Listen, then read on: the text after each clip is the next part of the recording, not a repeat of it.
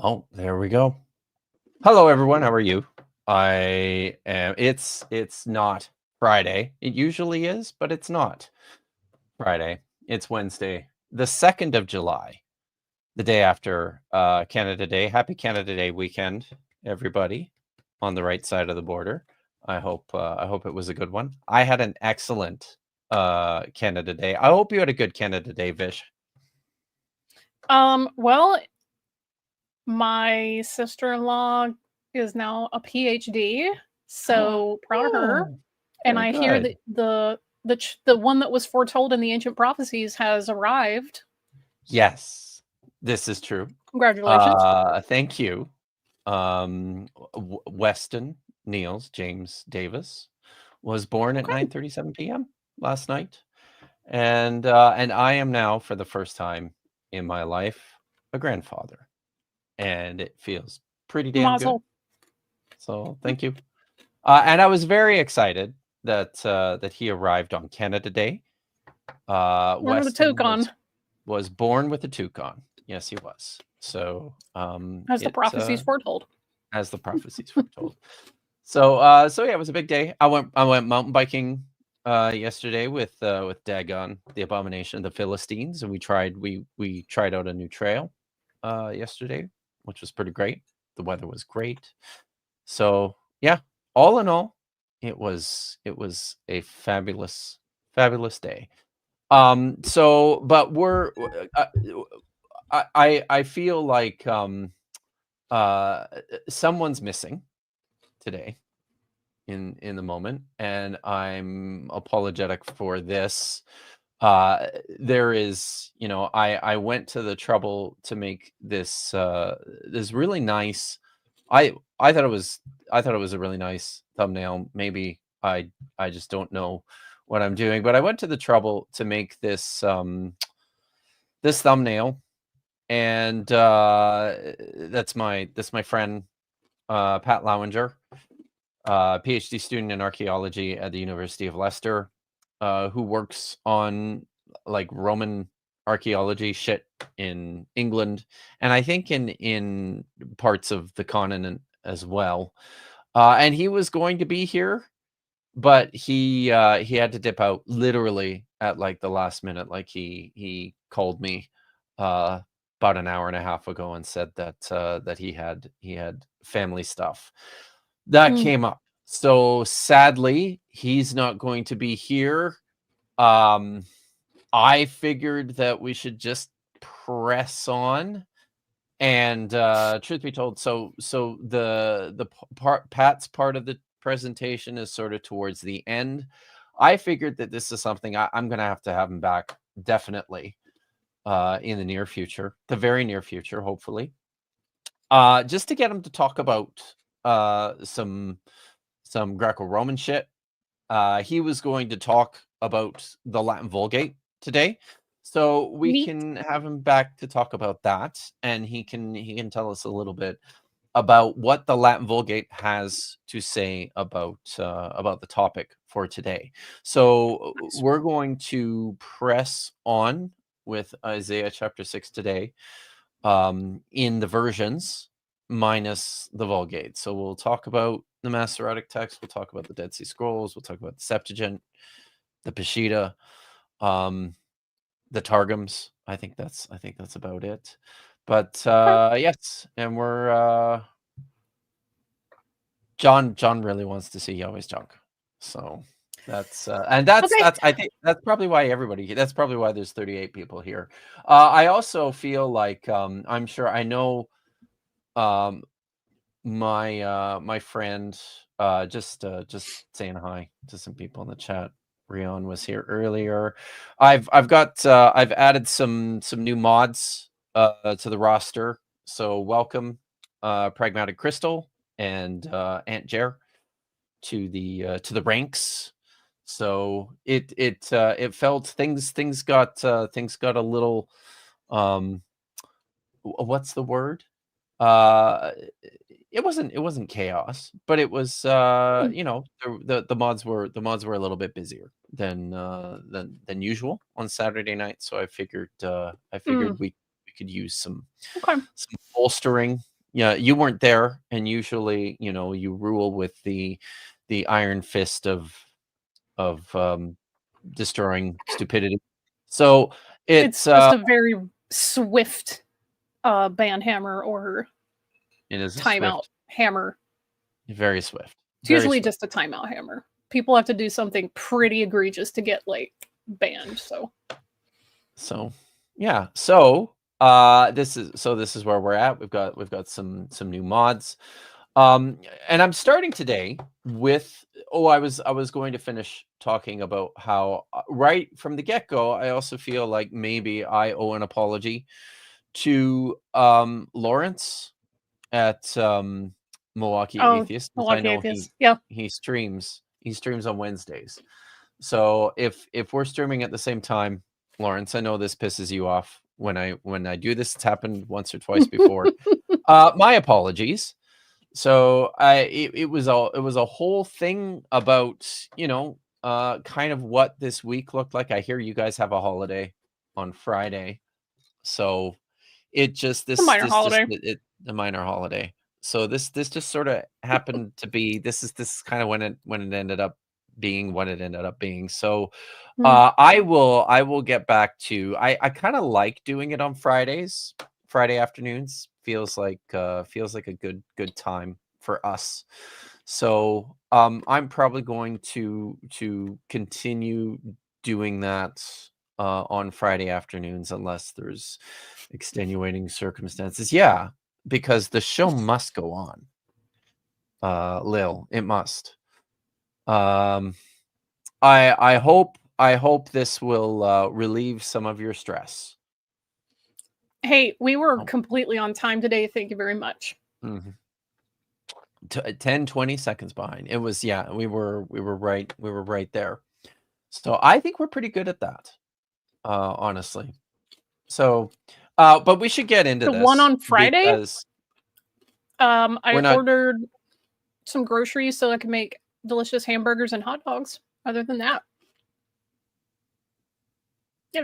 I'm not celebrating a holiday on Friday, so I did all my celebrating yesterday. You could celebrate any holiday you want. You could be like, you know what? It's the first Friday of July. I'm throwing a party. I could do that, but I'm not doing that. Okay. So, yeah. So, but we should get moving here because there is still lots to cover. I made a decision in the last few weeks. I've got a lot of content out there on other platforms and on other people's channels.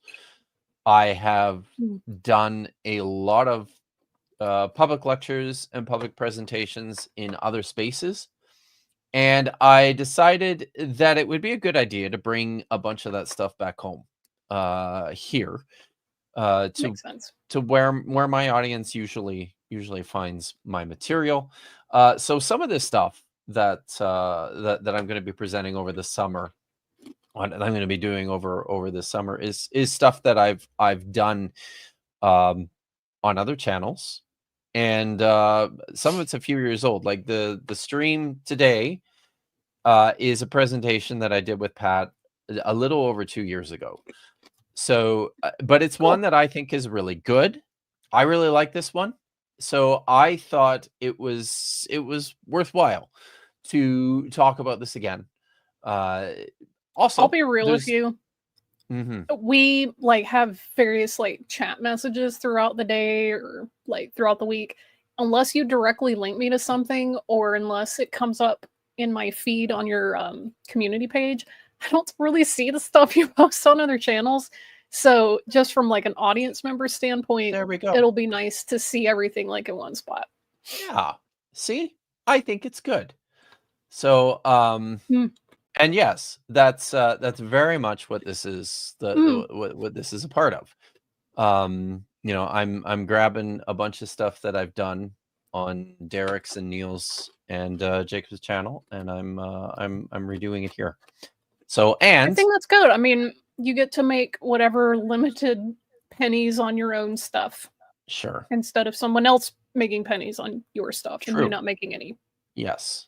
So, and because one of the fun things about being a scholar too is that when you revisit things that you've done a couple years ago, you find new things. You dig into some corners that maybe you missed or you didn't think of the first time around or the second time around. Mhm. So it's always a learning process. It's always fun for me to kind of go back and to dig. Like for this particular one, You're in a field that continues to innovate, and new stuff's being uncovered and more scholarships being published all the time. So it exactly. can only be a benefit to revisit it time to time. That's right. That's right. So, one of the things that happened this week is I discovered that the presentation and all the notes that I had, I lost. I mean, it's been over 2 years, right? And I had a hard drive migration in that time and a new computer. You know, so things I've probably lost some things, but you know, it just pushes you to I've said this a number of times because I have lost material on hard drives before. You know, doing something a second time around is a pain, but usually you do it better the second time around. That's true. At least True. I feel like I do. So, with that in view, let's talk about Isaiah chapter 6. And let's talk about this throne vision in Isaiah chapter 6. Now, I think what brought this on 2 years ago was the publication of Francesca Stavrakopoulou's fabulous book, God and Anatomy. Have you read it, Vish? I haven't read the whole thing. I've only had excerpts. Oh, sorry, I'm eating Cheetos. people should read it because it's awesome, and it's awesome whether you're eating Cheetos or not. So she published the book was published a couple years ago, and of course the Ortho-Bros and the Reformed Bros and all those guys with their those white guys with their giant beards were absolutely scandalized by several parts of this book. This passage in particular, it's just a couple of paragraphs long, and I'm going to read it for you here. It's from Sorry, folks. I was trying to make us move so it's bigger, but the text is just not gonna. That's okay. Really be super readable. I'll read it to you, so you can listen. It's from her 5th chapter, Cover Up, and here's what she says. And this is her description of the throne vision that Isaiah had in Isaiah chapter 6. Just after talking about Ezekiel's throne vision from Ezekiel chapter 1, she says this: Ezekiel is not the only biblical figure to acknowledge God's genitals. Oh, yes, that's what we're talking about, by the way. The prophet Isaiah is said to have had a similarly intimate encounter with the deity almost a century and a half earlier, in the mid-8th century BCE, in a scene still celebrated in Jewish and Christian prayer. Isaiah enters into the inner sanctum of the Jerusalem temple and sees God enthroned. The deity is accompanied by seraphim, fiery flying serpents, each equipped with 3 pairs of wings. With one set, they cover their faces. With another, they cover their genitals, euphemistically described as feet. With the other, they soar about the throne, crying, "Holy, holy, holy is Yahweh of hosts. The whole earth is full of his glory." The temple shakes, and with the sound of their voices, its air thickens with the heady smoke of incense. The prophet is overwhelmed. "My eyes have seen the King, Yahweh of hosts," Isaiah exclaims. "I saw the Lord sitting on a throne, tall and lofty. His lower extremities filled the temple." It's an image of divine gigantism we have come to expect. The huge throne seats a deity so large his lower extremities cram the sanctuary. Most ancient and modern translators reverently assume it is the hem of Yahweh's great robe that swamps this space. I'm actually going to take some issue with that sentence as we move forward here. But Isaiah makes no mention of a robe. Rather, the Hebrew term he employs to refer to the deity's lower extremities, shul, more appropriately shulim, it always occurs only in the plural, is more commonly used by biblical prophets not to refer to the edges of garments, but to pointedly allude to the fleshy realities of the sexual organs. In this vision in Isaiah, God's genitals are enormous. No wonder the seraphim coyly position their wings over their own, like temple priests donning underpants. Their covering gesture in the divine throne room acknowledges their humble stature in the presence of the well-endowed deity they praise. So this reading is not unique to Francesca Stavrakopoulou. It was also forwarded by G.R. Driver, Old Testament scholar at the University of Oxford in the middle part of the last century, and Lyle Esslinger, I believe, who used to be at the University of Calgary. Now, as you can imagine, as I mentioned, this has scandalized a lot of people for a variety of reasons. I'm going to, if you could just pull up the video, Vish, and I'm going to apologize. I'm apologizing all day today for this, and I'm going to apologize for the perhaps unnecessary infliction of psychic damage for a number of you. I know this is going to be painful, but it's only going to be 2 minutes.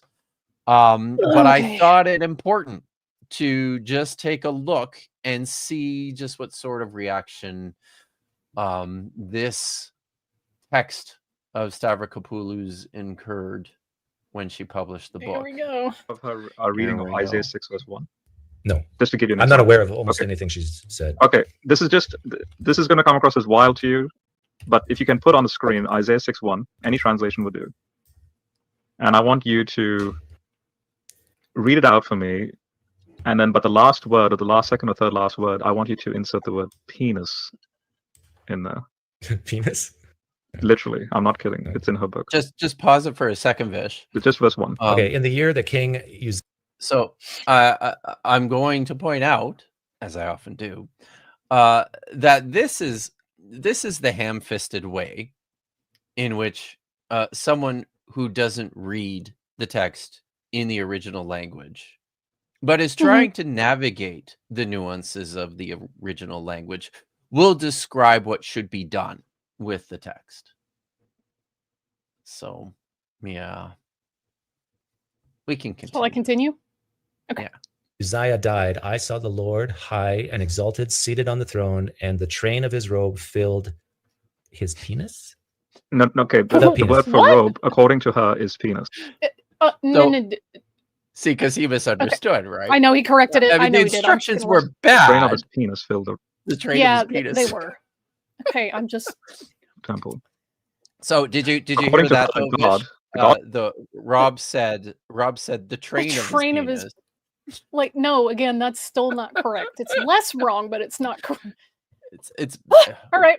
I guess it's less wrong. I guess. I don't know. Okay. Out of the Old Testament, this temple is not a physical temple. It's a heavenly temple, which means if you think about it, the temple could be this vast, huge temple. Which means then that his penis is filling out the entirety of this heavenly temple. So the Israelite God has a gigantic cock.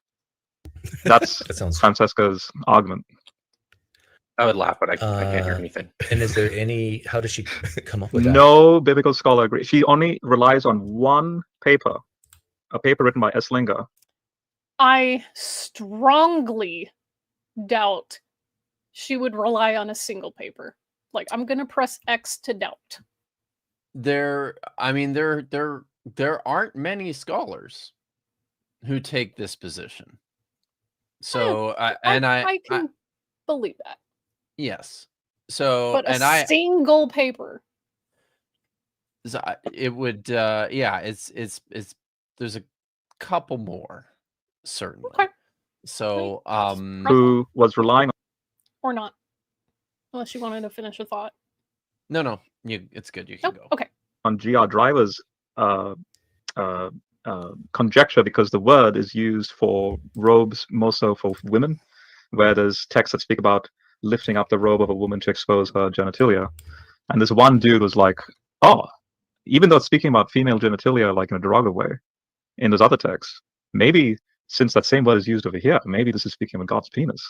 And she runs with this. And then you have basically White Knight Syndrome, one of her students, Dan McClellan, who runs to her aid to try and defend her on this reading. And there are other scholars got wind of this, have written blog posts against this sort of rendering and saying, yeah, why is folk being treated like this when this is fringe? Like, what Christian, any? Okay, first of all, you don't base scholarly work on what Christians think, because their opinion on theology is not relevant in the scholarly field. In the academy, no one cares. Like, oh, but Christians, like, just lay folk think, wait, doesn't matter. Second of all, this idea of like, oh, well, Dan came rushing to her aid like a good student, white knight.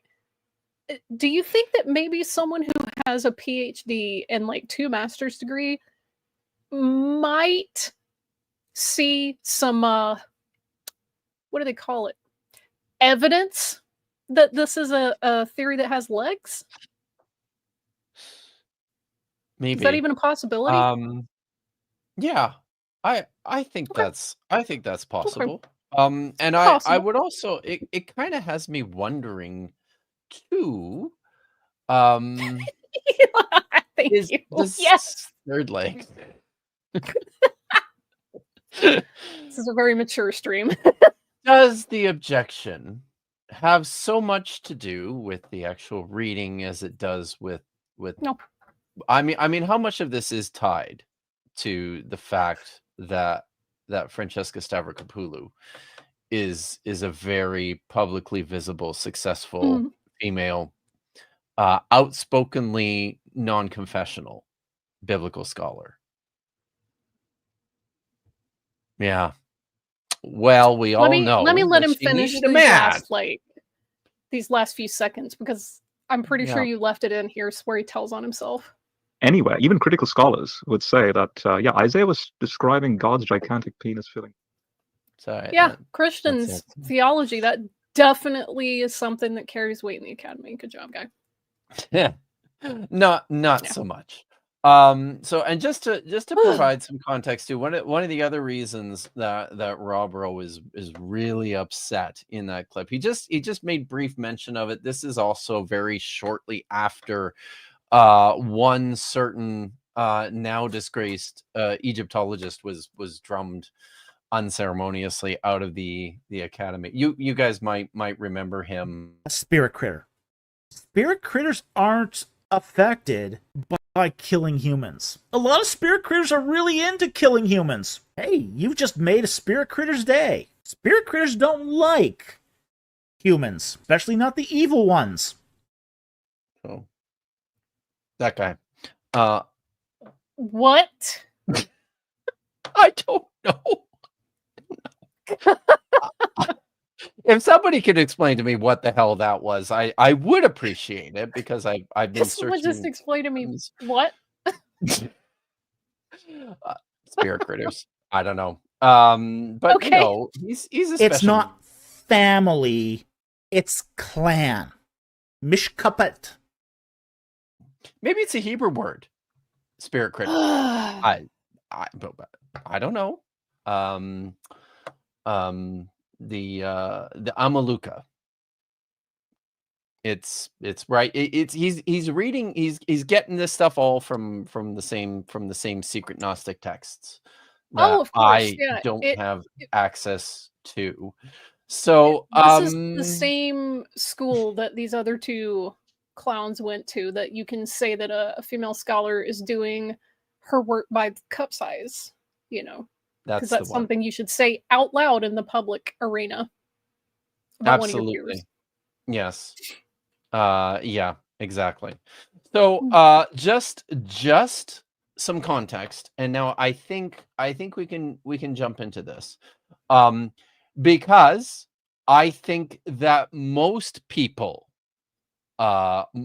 because they're very much like Rob and like Doug, lost when it comes to the biblical texts, when it comes to making sophisticated arguments from the biblical languages. People get lost in this stuff. And I think it's important to help people understand something like this, because this was the reaction, right? Rob said it himself. Listen to how crazy this sounds. And on the surface, I mean, yeah, sure. I get it. You can look at a text like that. You can look at the English translations, the standard English translations of this text that have been produced for hundreds of years, and go, what the fuck? How does she arrive at this idea? So let's talk about that. Yeah, I was going to say, it makes sense for Christians who largely believe in a disembodied essence of a god or whatever, and not something anthropomorphic, when all the other ancient Near Eastern pantheons had anthropomorphic deities. Again, I think I mentioned this on another stream, the Egyptian god Min, who is depicted as having a raging boner all the time. This wouldn't have been a new idea at that time period. So it's weird to our modern sensibilities, but only because people's conception of God in the Western hemisphere, yes, and Western culture is influenced by this idea of, oh no, God doesn't have a body. God's like this disembodied spirit that just is out there somewhere. God doesn't have a body. That's silly. Don't worry about it. Even the rabbis get into this. They're like, yeah, anytime it uses human language, that's just a metaphor. Don't worry about it. God doesn't have a body. Exactly. It's a lot of that is wrapped up in this. So I think the place to start here, if you want to bring the slides back up, the place to start is with I think an excellent presentation of the consensus scholarly position on this passage, which will be get the next proper slide pulled up. Okay. There we go. Hugh Williamson has written a fabulous commentary. Is writing. I'm not sure if the last volume is out yet, but he's written a fabulous commentary for the ICC series, the International Critical Commentaries on Isaiah 1 to 27. So this is from volume 2, discussing the throne vision of Isaiah in chapter 6. And here's what he has to say about this controversial word that Stavrakopoulou mentioned, shul, properly shulim, because it's always plural. So here's what he has to say. Based on its use, and I apologize once again for the text size, but it's okay, guys. I'm going to read this to you. Based on its use, the use of shulim, at Exodus 28, 33 to 34, and 39, 24 to 26, see also Lamentations 1:9, shulim has usually been thought to refer to the hem or skirts of a robe or garment. Shulei me'il occurs several times in those passages. Despite the earlier familiar English rendering, there is no evidence that male clothes had a train in the ancient Near East. It is less clear, however, that this meaning fits all the other uses of the word, so that an alternate approach, going back at least as far as Geiger, has recently claimed some attention.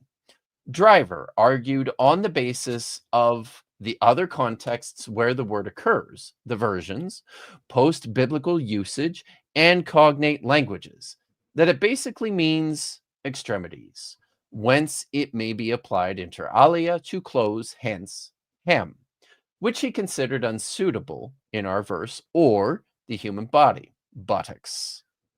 In this verse, the reference was thought to be to God's lower limbs or extremities, but not exposed to view. Rather, as illustrated by Assyrian sculptors, clothed in a long robe reaching to the ankles and leaving only the feet uncovered. Only this, Driver maintained, can explain the evasive renderings of the versions and the medieval Jewish commentators for against the majority opinion. Driver considered that they would have had no objection to the notion of God being clothed in flowing robes. So part of what he's saying here is that there is some euphemism at play to cover up what precisely the prophet is seeing. As Esslinger has subsequently observed, however, there is an illogicality in Driver's conclusion, as though he lacked the courage of his convictions in following through the path that his discussion clearly indicates. Esslinger had no such hesitations, however. If Shulim means extremities or lower appendages, then what Isaiah saw filling the temple was God's penis, a conclusion which he seeks to defend at some length. While with Smith, we may acknowledge this as a theoretical possibility. Note the superhuman size of L's penis, Yod. It seems very unlikely, one, in other places where Shulim may refer to usually female sexual organs, it is always with overtones of shame and disgrace. For example, Jeremiah 13:22 and 26, and Nahum 3:5. We're going to look at all these texts, by the way. This would clearly be unsuitable here. Rather, were God's penis in view, we should have expected Yod, as in Ugaritic. Esslinger himself thinks that the body parts mentioned in verse 2 also refer to God. In that case, it would be incomprehensible why reglim should be used there. Reglim means feet. That's for the angels. But shulim here to refer to the same thing. So that's point number one. Female genitals, and it seems weird because a word like yod or regal wasn't used. Point number two. Esslinger understands the shock of what he thinks Isaiah saw to be the driving element in the development of the chapter, whereas in most commentators' view, this passage is really only setting the scene for the more important focus of attention, which comes later. Point three. In view of the emphasis in this passage on God's majesty and royal dominion, a reference to stately apparel seems contextually more appropriate. Besides, there is no ancient Near Eastern parallel for a representation of the deity in the manner that Esslinger suggests. And then fourth and finally, in Isaiah 47:2, the Masoretic text shovel appears as shulech in 1Q Isaiah A, suggesting that one reader, in antiquity at least, understood the latter in Isaiah 47:2 to refer to clothing on some occasions outside of the book of Exodus. So the point he's driving home here in number 4 is that we have this other text appearing in Isaiah, also in Isaiah chapter 47, verse 2, where there is described, seemingly, elements of clothing in a personification of Babylon. And there is a textual variant there where the word shovel, which usually I believe is rendered as train or veil, is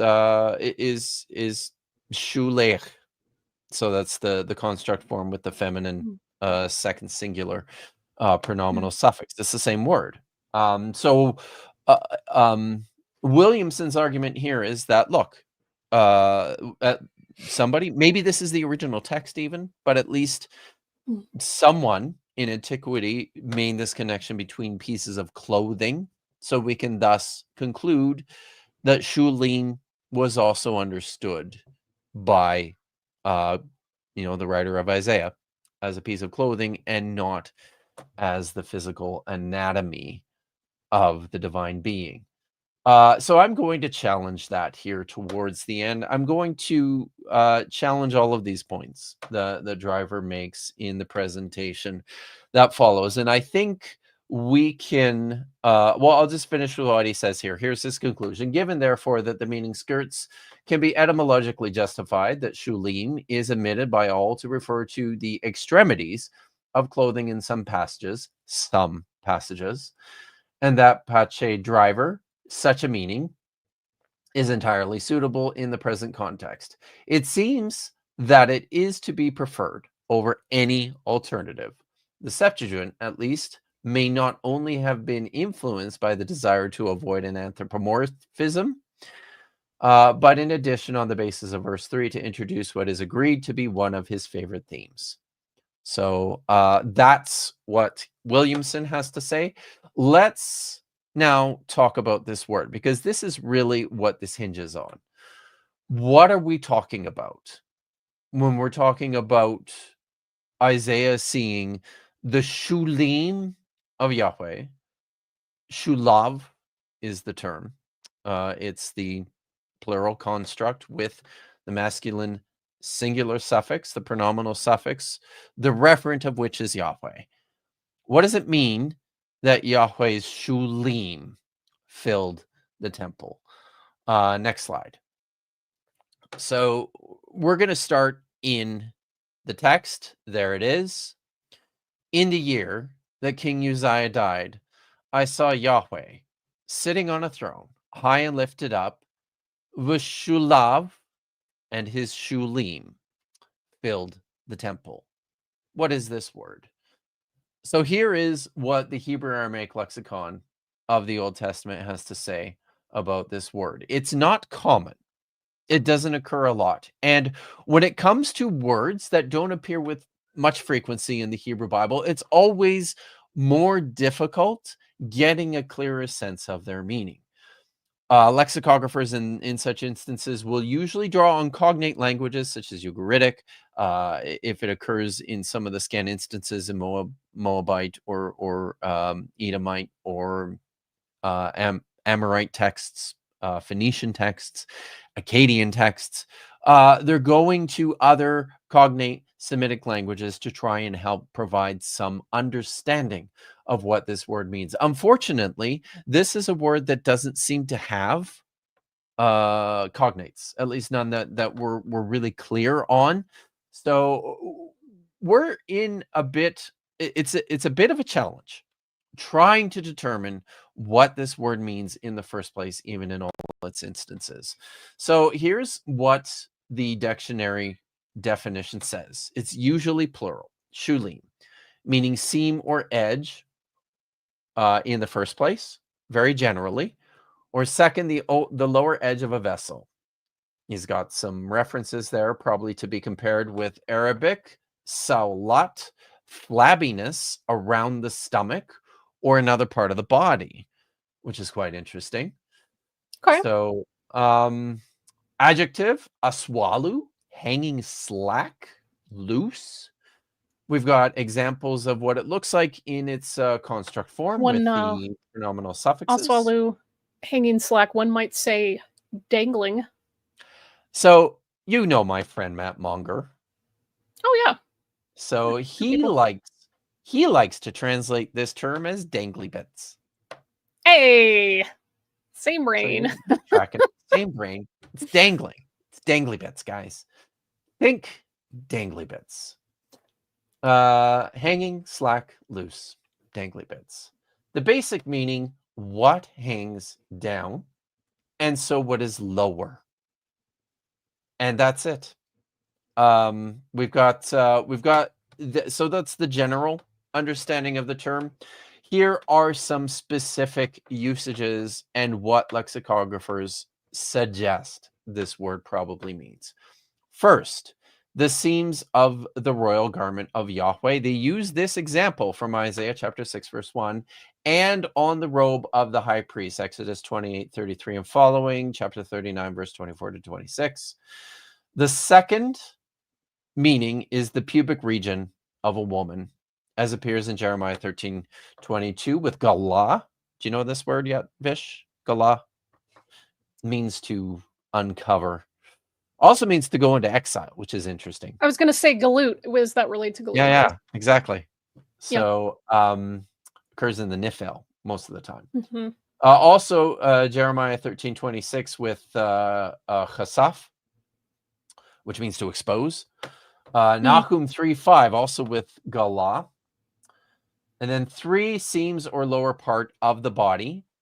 Some confusion here. Is it seams of a garment, or is it the lower part of a body in Lamentations 1 verse 9? Tumata bishulea. So the uncleanliness in her shulim. Is it her garments, her the edges of whatever she's wearing, or is it the uncleanliness in her dangly bits? I mean, women, let's be real, in this particular mindset, they don't have dangly bits down They there. have undersides, though. Yeah, you do have an underside. And so, like, any garments that you're wearing there, if you're giving forth issue, then it's going to get on your clothes. It's going to get on your clothes. And I think that's that's part of how we need to understand this term too. In some of these usages, I'm going to promote this idea that I think there's euphemism at play in drawing attention to garments as a way of drawing attention necessarily away from, something more crass. It's a thought. So let's look at these texts. If you want to go to the next slide, let's take a look at what these texts actually say. And we're going to start in Exodus, because this is where it's most clear. Just about to ask, like, hey, is this the same word that they use for when you put the pomegranates and the bells on the end of the priest's robe, or if you tie tzitzit on the edges of your garment? Yeah. I love this. This is great. You got it. All right. Let's read the text. All right. You shall make et me'il ha'ephod, the robe of the ephod. You shall make the robe of the ephod of pure blue. So this is what we're talking about here, right? The opening for the head you shall make, it shall be in the middle of it.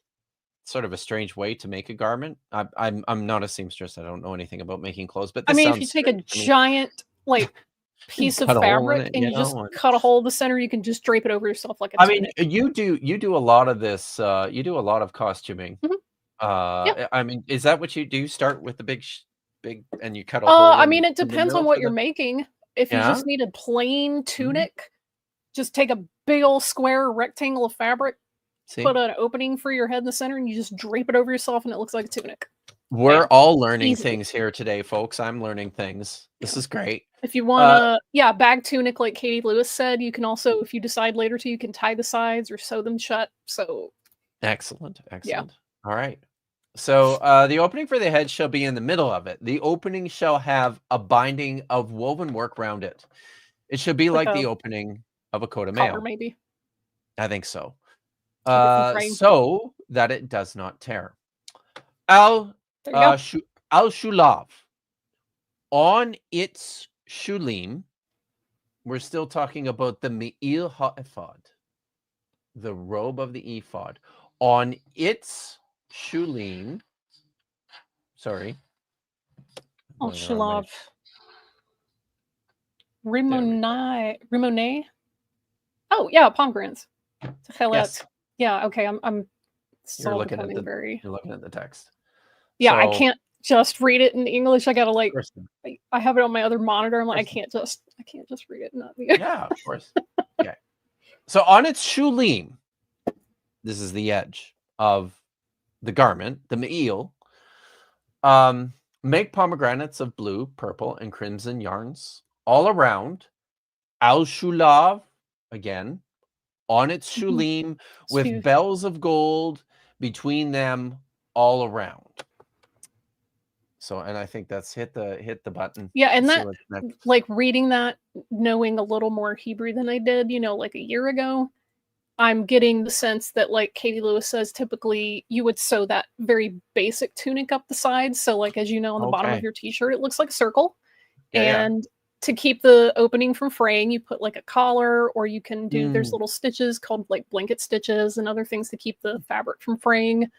And the edges of fabric are particularly prone to fraying, so it's easy to maybe embroider or stitch things on them to keep that from pulling apart. So that makes sense. in my brain, I'm like, oh yeah, I think I have a general idea of what this would look like. So Nice. to me, it's pretty straightforward, but that's only because I make clothing, Sure, costumes, yeah. things like that. So I don't have this text for the slides, so I'll just read this. This is Okay. the other place where it occurs in chapter 29, verses 34 or I can pull it sorry, up on Safari 39. if you want.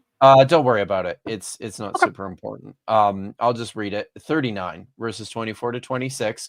So they made al shulei hama'il on the shulim of the robe, pomegranates of blue, purple, and crimson yarns twisted, and they made bells of pure gold and fastened the bells amid the pomegranates al shulei hama'il on the shulim of the robe, between the pomegranates, bell, then pomegranate, bell, then pomegranate, al shulei hama'il on the shulim of the robe. They've repeated this now 3 times. You've noticed that, eh? Mm-hmm. All around for service, just as Yahweh had commanded Moses. So that's 39 verses 24 to 26. I literally have a tunic based on an Egyptian find that is cut that way. That's cool. Yeah. So Yeah, so people are discussing royal blue. This is not royal blue. This is a different shade. Techelet. Even today, there are debates on whether it's like an indigo or a super dark blue or even almost purple. But depending on what you use to make the dye, it's the it burning. can come out. It's the burning. Yeah, purple. it can come out dark blue and it can come out indigo. And if you leave it in the sun long enough, it's gonna turn purple, which is really neat if you watch people dyeing with the Murex trunculus, which is my preferred. Purple. It's the burning purple, you Yeah. guys. Okay, sure. I'm tempted to go get my tali to show you what it would look like, because when I ordered the techelet for my tzitzit, my tassels, I asked them specifically, hey, can you give me the ones that look like close to indigo, because that's just one of my favorite colors. Nice. So I like it to be darker. Awesome. That's so cool. So, all right. So a couple things of note here that I think are very important. Shulim in this context is always in construct with a pronominal suffix, vashulav, in every instance, or just shulav. And the antecedent of this pronominal suffix is hama'il, the robe. Okay. The robe. So this is the dangly bottom edge of the robe. Very importantly, the basic meaning of this word, shulim, is what hangs down. It's what is lower. Importantly, the shulim is not described as a separate garment. It is attached to the main one. me'il. It's the same thing. It's just the edge of it. It's just the edge of it. Let me ask you this, because it's really itching in the back of my mind. What is the difference between shalav and, let's say, kanaf, wing? Because like you see that also referred to as like the outer parts of a garment, because it refers to like, you know, like the wing of a bird, and that's on the outer edges of the bird's body. Not outer. This is quite specifically, I think, with the bottom. Yeah. So it's what's underneath, I think, is a great way of thinking about this. So it's specifically directional. Yeah. Okay. Cool. Yeah. So but this is important. And the reason this is important is because these texts in Exodus are the only place in the Hebrew Bible where this is spelled out so specifically. And we're going to get into some of these other usages here. Now, maybe before we do, I notice we have a couple of super chats. Okay. We can look at those now. Do you want to pull those up? I'm gonna go grab a show and tell. Yes, go do that. So if I can figure out how to do this by myself. All right. Oh, wow. Look, Maya Atkinson is here, and she is here with money in hand. Thank you so much. Congratulations, Grandpa. I am honored and proud very proud today. It's a big day. So it's been a big couple days. We went to he was born at 9:37 p.m. and the kids were exhausted, so they told everyone to stay away. So we got to go see him this morning at the hospital. It was transformative. What can I say? It was it's my first grandbaby, guys. It was a big deal. Thank you so much, Maya. Evil Ginger Miniatures thank you for the £2. Biblical Richard jokes, whatever next. Excellent. Hagfishy for $2. Galoot. Fun fact is the name of Sir Gawain's sword. I don't know who that is. Do you know who that is? Is that a soft or a hard? It could be Galuth. I pronounce when I'm it's a thing that I do. I oftentimes don't pronounce the softer T's. So, but it's probably Galuth. So, but thanks, Hangfishy. So yeah, let's see what you got, Fish. Yeah, so there's a wonderful textile weaver up in Vermont, and she takes custom orders for what most people would think of as a prayer shawl. If you're Jewish or you know anything about it, it's our talit. And it's really just the vehicle for the tassels at the end. So when I commissioned mine to be woven, I asked her to make it in tabernacle colors, which is blue, red, and purple, which isn't really going to show up that well on the screen. Mm-hmm. And then the base, even though you can't tell, it's supposed to be indigo, but it looks much lighter because the warp is so light colored. And the fringes or the tassels on the edge, if you can see that, yes, were dyed using the Murex trunculus, which is this is the burning purple. Whoop. This is the snail that is, Yeah. in my opinion, not as a posek or a rabbi, the one that was most likely used to produce indigo, dark blue, and Tyrian purple.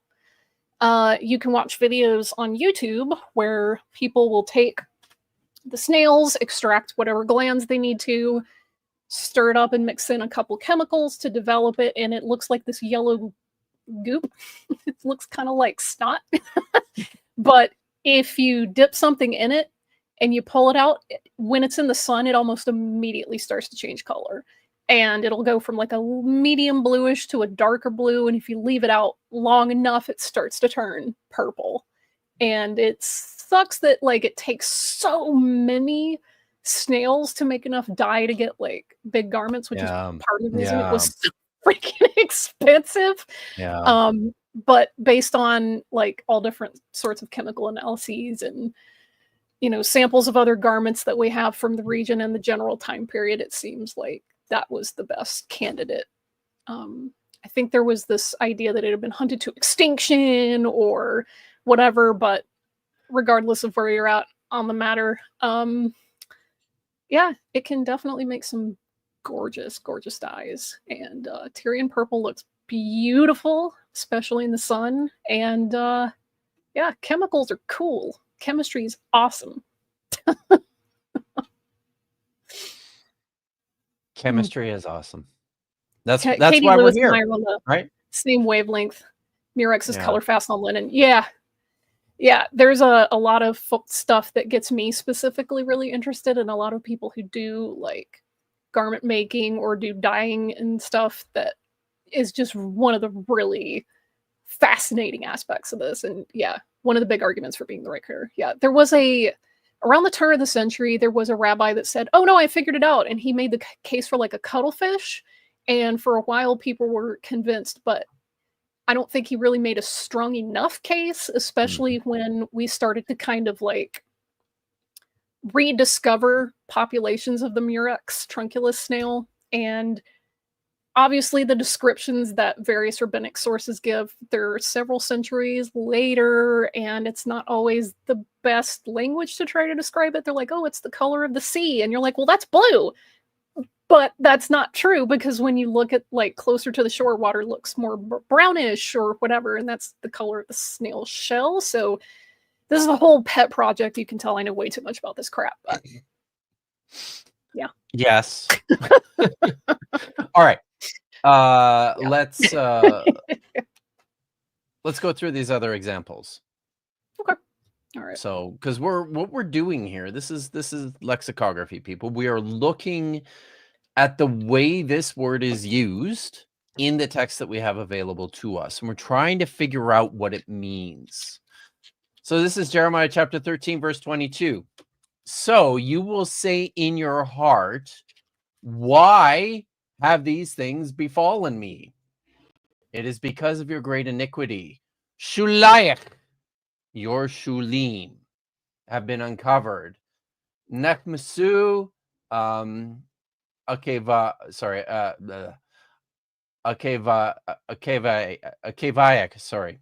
That's, yeah. Your, how do you put it? I actually translated this as vagina.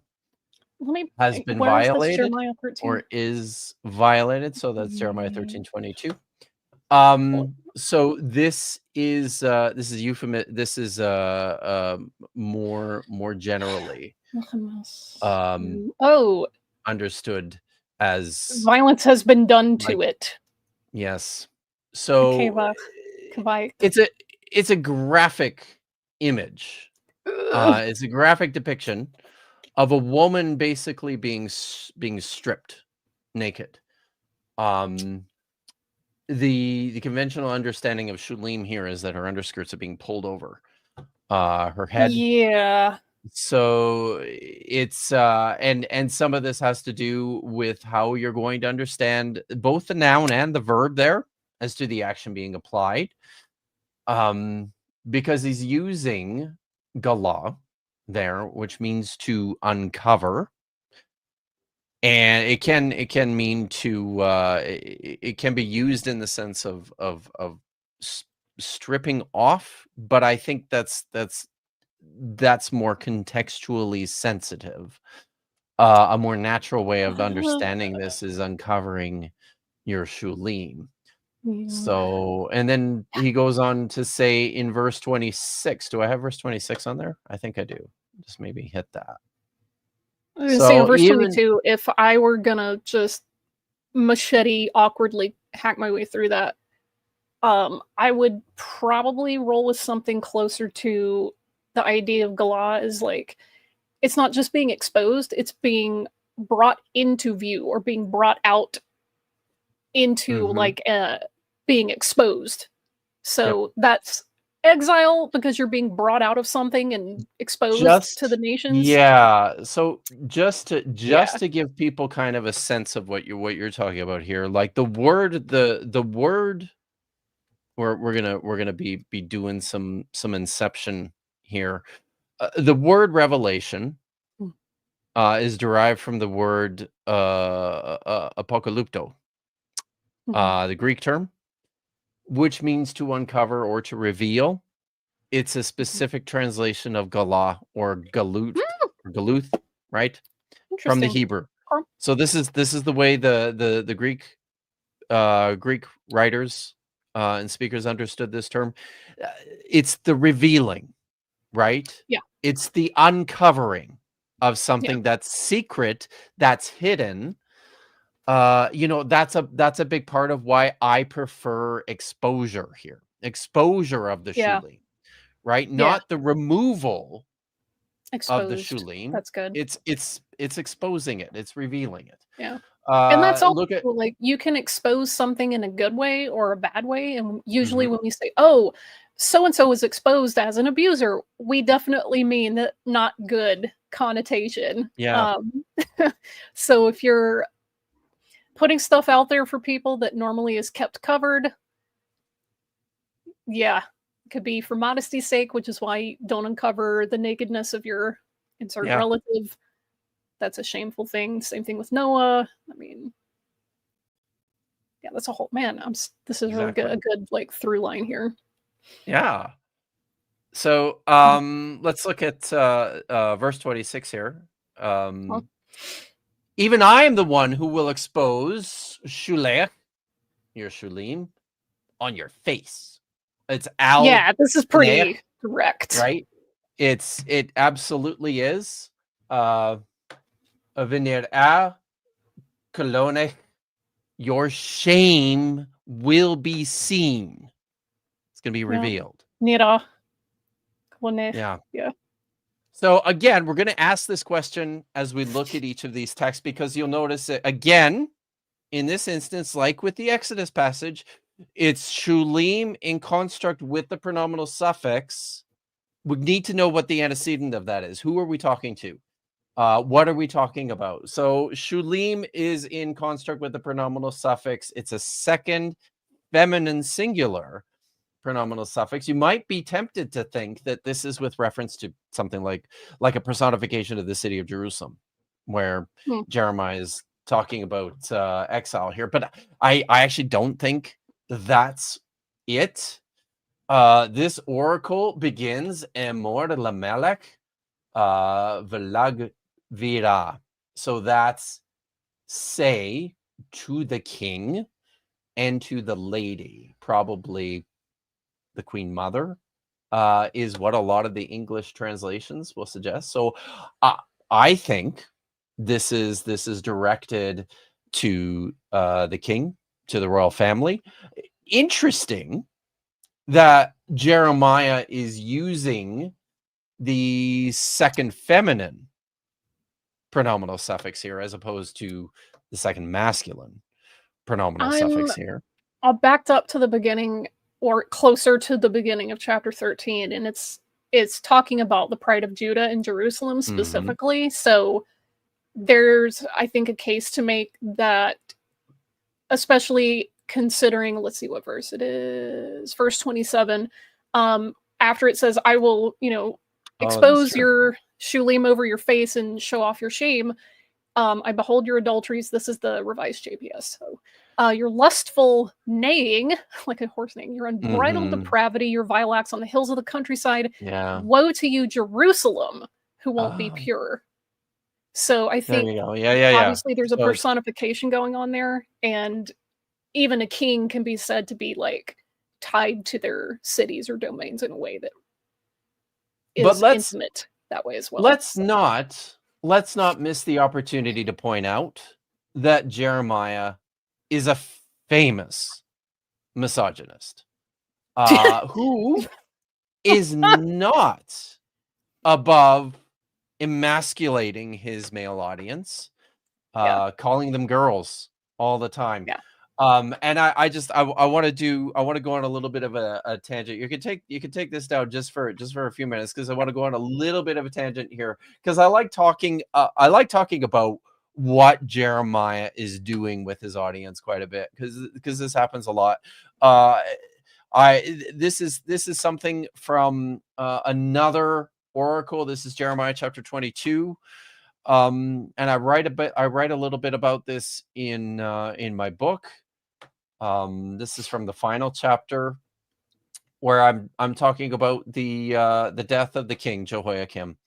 He seems to have died at some point in the midst of the siege, at the age of only 36 years old. The prophet Jeremiah seems to have predicted a violent end for the beleaguered ruler. Hoi, he says, which is an exclamation. It's an interjection. It means, hey, basically, it's attention, please. The man builds his house without integrity and his upper rooms without justice. He enslaves his compatriots for nothing and does not give him his wages. The man says, I shall build for myself a large house, spacious upper rooms, break through its walls for my windows, who panels in cedar and paints with vermilion. Are you a king because you compete in cedar? Your father, did he not eat and drink? He dispensed justice and equity. This is speaking of Josiah now, the father of Jehoiakim. Then it went well for him. He upheld the cause of the poor and needy people. Then it was good. Is this not the knowledge of me, an oracle of Yahweh? But your eyes and your heart are set on nothing. only your own profit, only on shedding innocent blood, only on oppression, only on extortion. So now this is what Yahweh has said to Jehoiakim, son of Josiah, king of Judah. They shall not grieve for him. Hoy, my brother. Hoy, my sister. They shall not grieve for him. Hoy, Lord. Hoy. Now here in the text, most translations will say His Majesty. And that's because the Nikud at this point in Jeremiah, these are the vowel points that were added by the later Masoretes, is specifically the masculine singular third pronominal, third singular suffix. But the consonantal text, the old text, it's actually feminine. So here Jeremiah is actually saying, Hoy, Lord, Her Majesty, you shall be buried in the grave of a donkey, hurled well beyond the gates of Jerusalem. So that's Jeremiah 22, verses 13 to 19. Jeremiah is nothing if not a master of shade. Yeah, I mean, it's not even shade. It's just emasculation. I mean, it's just emasculation. This idea that the worst thing a man could possibly be is like a woman, that is so old. It's so yes, and that's not. Can you put me on big for a minute, because that's not the only thing I brought. I've also got so this is an essay that I wrote for this book, Men and Masculinities in the Hebrew Bible and Beyond, edited by Ovidio Krienga. This is actually the very first article I ever published. Oh, nice. Okay. Yes, and I talk a little bit about Jeremiah's relationship with his audience, and in particular, relative to women. So I'm just going to read a few pages of this here. So I think I'll start at the bottom, page 197. Kleins, this is David Kleins, has drawn particular attention to the verbal violence that is displayed in the Hebrew prophets and argues for this as an indicator of masculine strength. He makes his point by comparing the prophets globally on their use of aggressive language with expressions of comfort, encouragement, and dispassionate popular expressions. While the parameters of his list have been slightly modified in this study, that's my study, it is significant to note that in the book of Jeremiah, expressions of destruction and breaking are quite prevalent. Of the 20 lemmas that are translated as destroy or break, only 4 do not appear in Jeremiah, and of the remaining 16, the Jeremianic occurrences are among the most frequent of the prophets, 12 of them. It's not surprising that Jeremiah, the largest of the books of the Hebrew prophets, is so well represented by these terms. Nevertheless, it also serves to show the extent to which the prophet is illustrative of the engendered characteristic of aggressive language. Similarly, there's an underlying element of illicit terminology and themes in Jeremiah's poetry in particular that has been well recognized by scholars for some time now. Robert Carroll wrote a phenomenal commentary on the book of Jeremiah, drew considerable attention to the graphic sexual images and abusive language directed at women who failed to conform that are prevalent in a few of Jeremiah's prophecies. What Carroll labeled as religious pornography was applied to the prophecies of Hosea by Fockeline van Dijkhemes and later by Susan E. Haddocks. These were expanded upon by Ataliah Brenner's discussion of pornoprophetics in Jeremiah and beyond. In her first short essay concerns Jerusalem's personification as a female and the legitimate spouse of Yahweh in Jeremiah 2:23-25. In Brenner's assessment, quote, female sexuality is objectified in this passage. By contradistinction, male sexuality represented by God's behavior is praiseworthy, both socially and morally. It conforms to the acceptable conventions of human sexuality. Elsewhere in the selection of prophecies from Jeremiah 2-5, Yahweh, while playing the part of the loyal husband, is called father, master, and depicted as the long-suffering Lord, who provides for his wife and children. The wronged master of his household is said to have led his bride in purity in a land not sown, but is just and resolved in his indignation because of her adulterous crimes. In his ire, he destroys her vine robes. He will strip away her branches. Israel, the promiscuous wife, is designated the rightful property of Yahweh and, quote, the first fruits of his harvest. She is blatant and well-traveled in her pursuit of lovers and has played the whore, all the while insisting on her innocence despite the clear evidence of her pollutions, as Jeremiah calls them.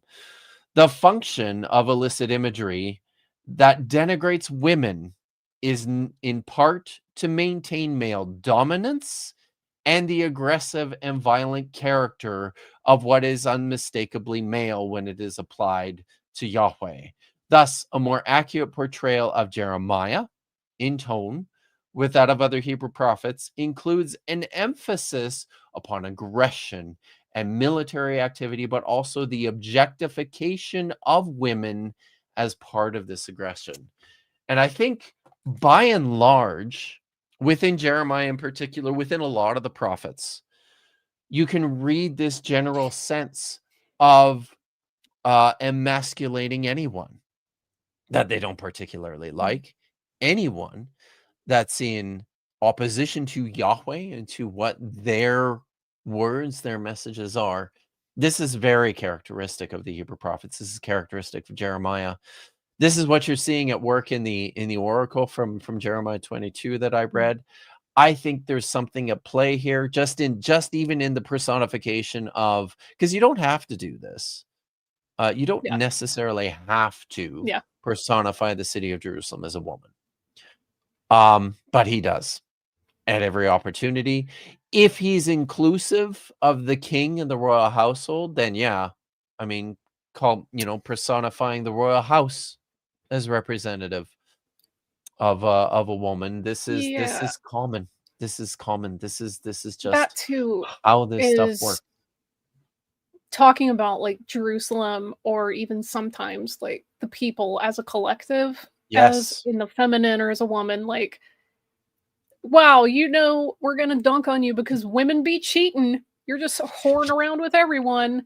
And this is not out of the realm of, familiar territory for a lot of the Hebrew Bible writers, because there's a, ritual, I'll say, for suspected, not even proven, suspected female adultery. There is not one for males. There is not.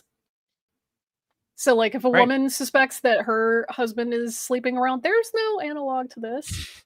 Oh, well, or not. Yeah, so what am I going to do about it? Yeah, I mean, this is pretty right in line with the patriarchal thing. So yes, it is. Yikes. So yikes. Slides. There was something that I highlighted for you. Let's do that. Dr. Kip haters be like, he reads books but doesn't write any. That deserves Kip Davis has written no books. Thanks, Neil. Appreciate the reminder. Always. Yeah, and we were just chatting about how Triceratops is like, most people can't afford your books, and it's like, well, they're published by Brill, so very few people can. There will be a book link. So for this upcoming one. Within days, within weeks, there will be a book link that people can click and not be sad. So excited. Yes, I'm excited.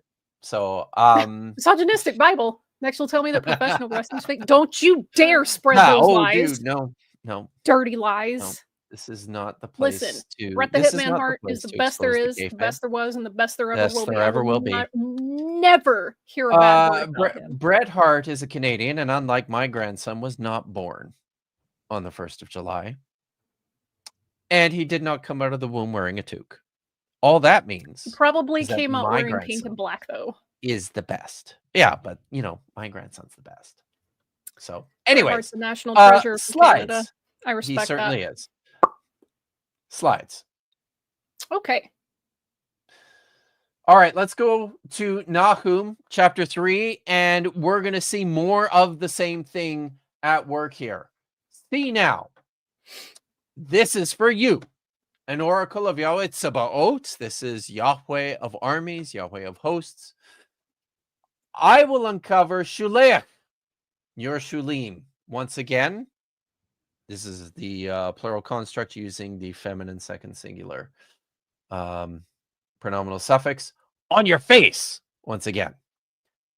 I will exhibit your nakedness to the nations, your shame to kingdoms. So the question we ask, what is the antecedent here? We'll get to 4Q Pasher Nahum in just a second. What is the antecedent here? This is with reference to you, who is Nahum talking about. This is Nineveh. This is an oracle delivered to Nineveh. Again, using this word, Hoi, Ir Damim, city of blood. This is an oracle about Nineveh. And again, this is the prophet indicating exposure, something shameful. Underneath her garments, we're going to uncover, everyone's going to see. So it's very similar to the usage in Jeremiah. The text in 4Q Pesher Nahum is kind of interesting. So this is fragments 3 to 4, column 2, lines 10 to 11. So this is a text that's preserved the text of Nahum, line basically like verse by verse, with interspersed with running commentary, contemporary information about what's going on in that particular time and day of the writer. Here is the text that they quote from Nahum chapter 3, verse 5. Vagalit shulech al paneach. So instead of vagaliti, I will uncover, vagalit, you will uncover your shulim on your face. So I'm going to say here that like these are uncomfortable texts. These are provocative, shocking texts. The readers are hearing this stuff and they're like, wow, this is intense. This is gross. This is ugly. This is nasty stuff. So much so that, I'm going to say this is an instance where, one scribe was like, ouch, not sure how comfortable I am with Yahweh just ripping off the clothes and exposing the nakedness. As much as I hate Nineveh, I'm still not even sure how comfortable I am with this image. Let's just have them do it to themselves. You will uncover your own genitalia, your own private parts.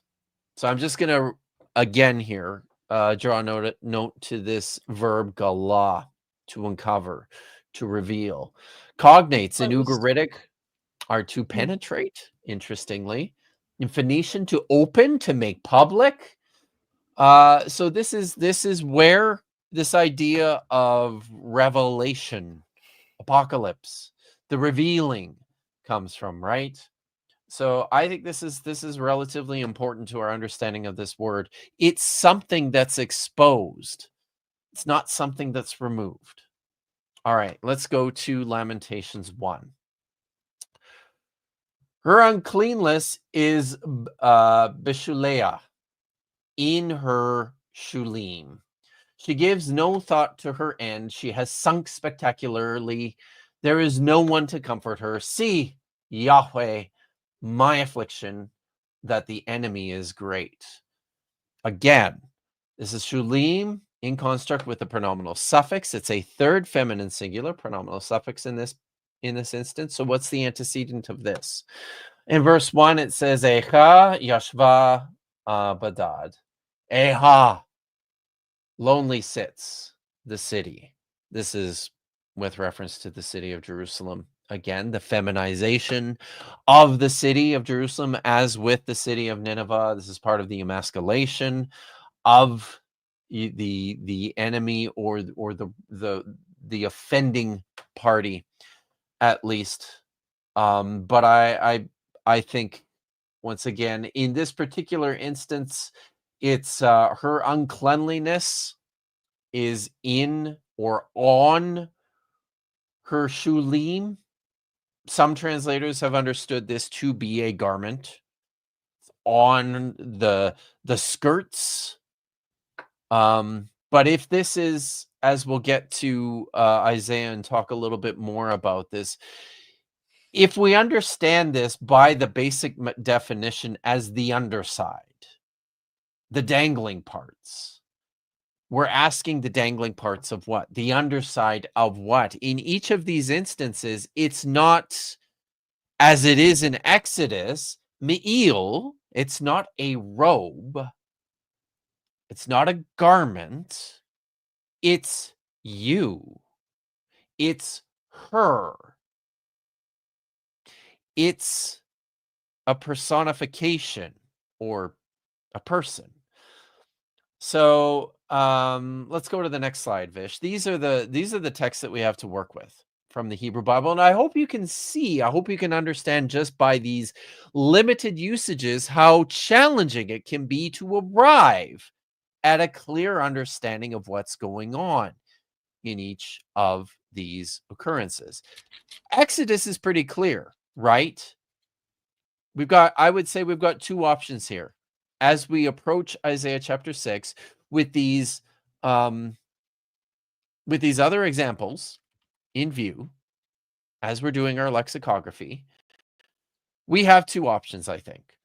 The first is that this is the hem of a robe. Al shulei ha'me'il.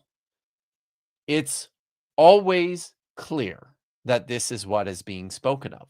The referent of the word, the shulim, it belongs to the robe. It's made clear in that passage. So that's what it looks like in Exodus. But in all these other instances that I've read, it has to do with exposing what's underneath, what's on the bottom, what the woman is covering up. There is no indication that it's attached to anything but the woman, unlike those instances in Exodus. It's always determined in every instance with a suffix pronoun. It's possibly euphemistic. I'm not sure of that. There's possible avoidance of direct reference, but I think in every one of these instances, it's pretty clearly with reference to the pubic area.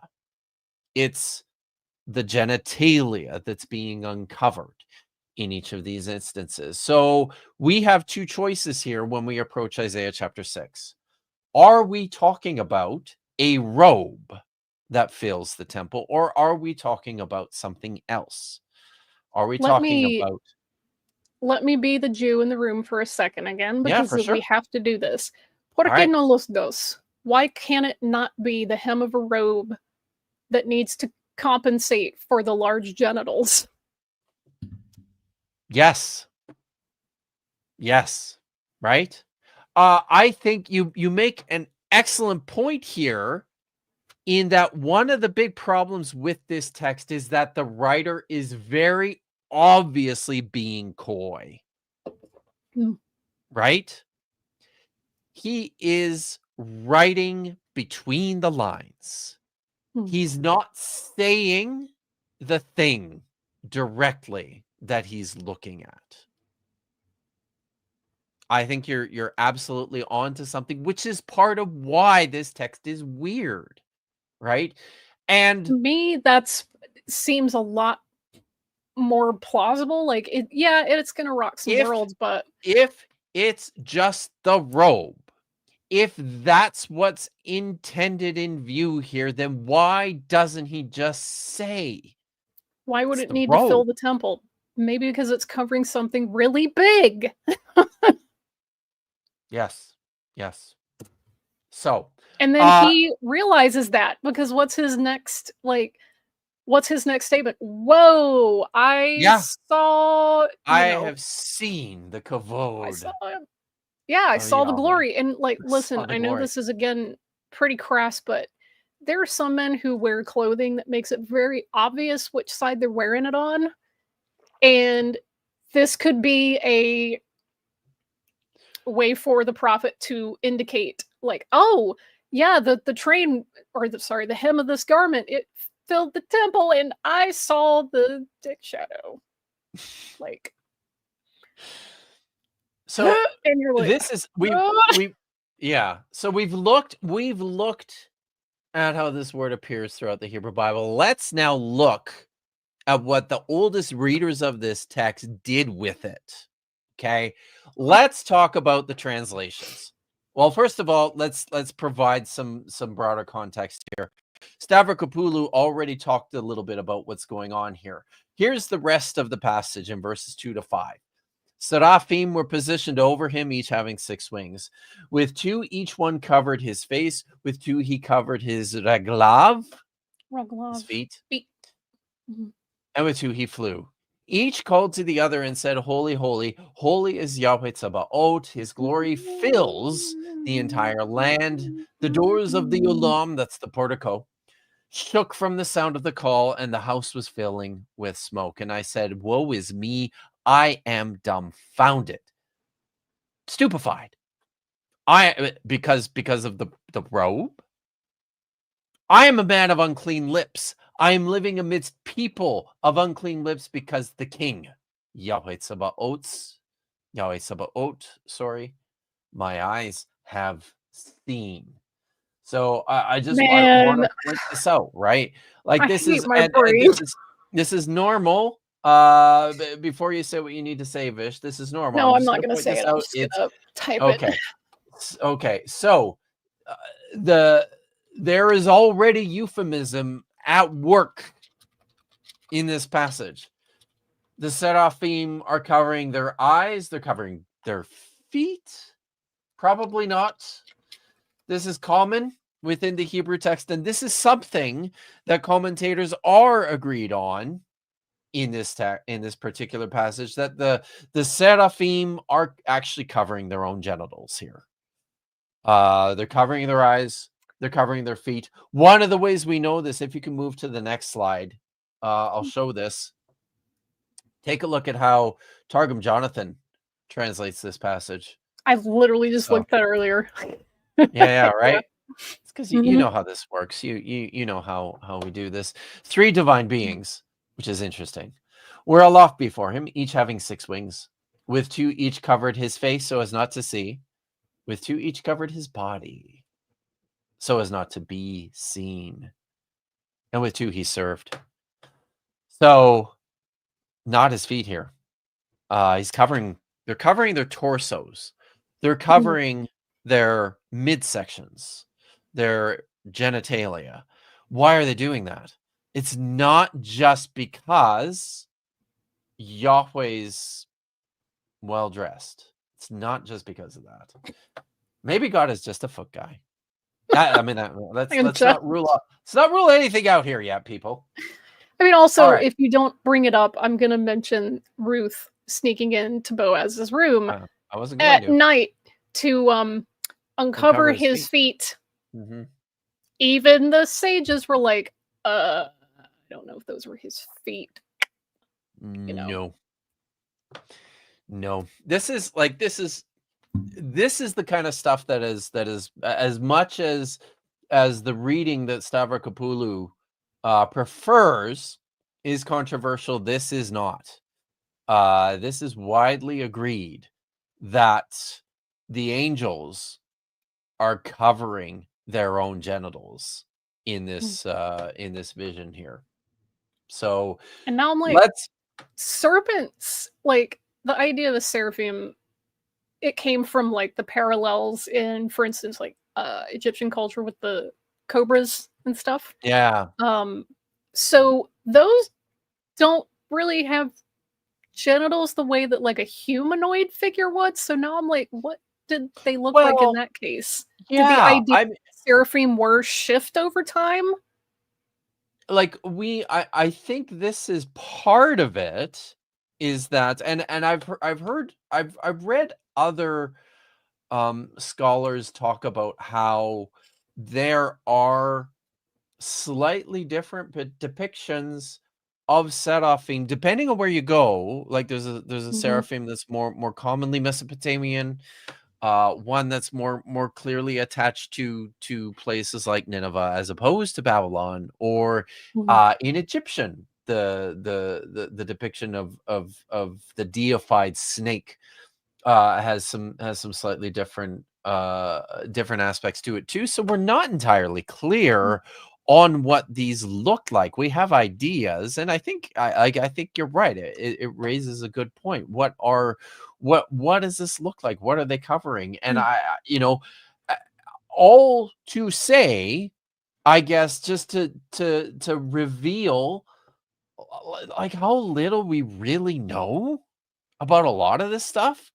Like we're just like stamping around in the dark here, which is why I think we should be really careful and think really hard about how firmly we're going to land on our reading of any particular text, especially one where the words are not common, right? Yeah, that's another thing. We've said it before, and lots of other scholars have said it, that anytime you hear someone go, the Bible is very clear, it's like, usually it's really not.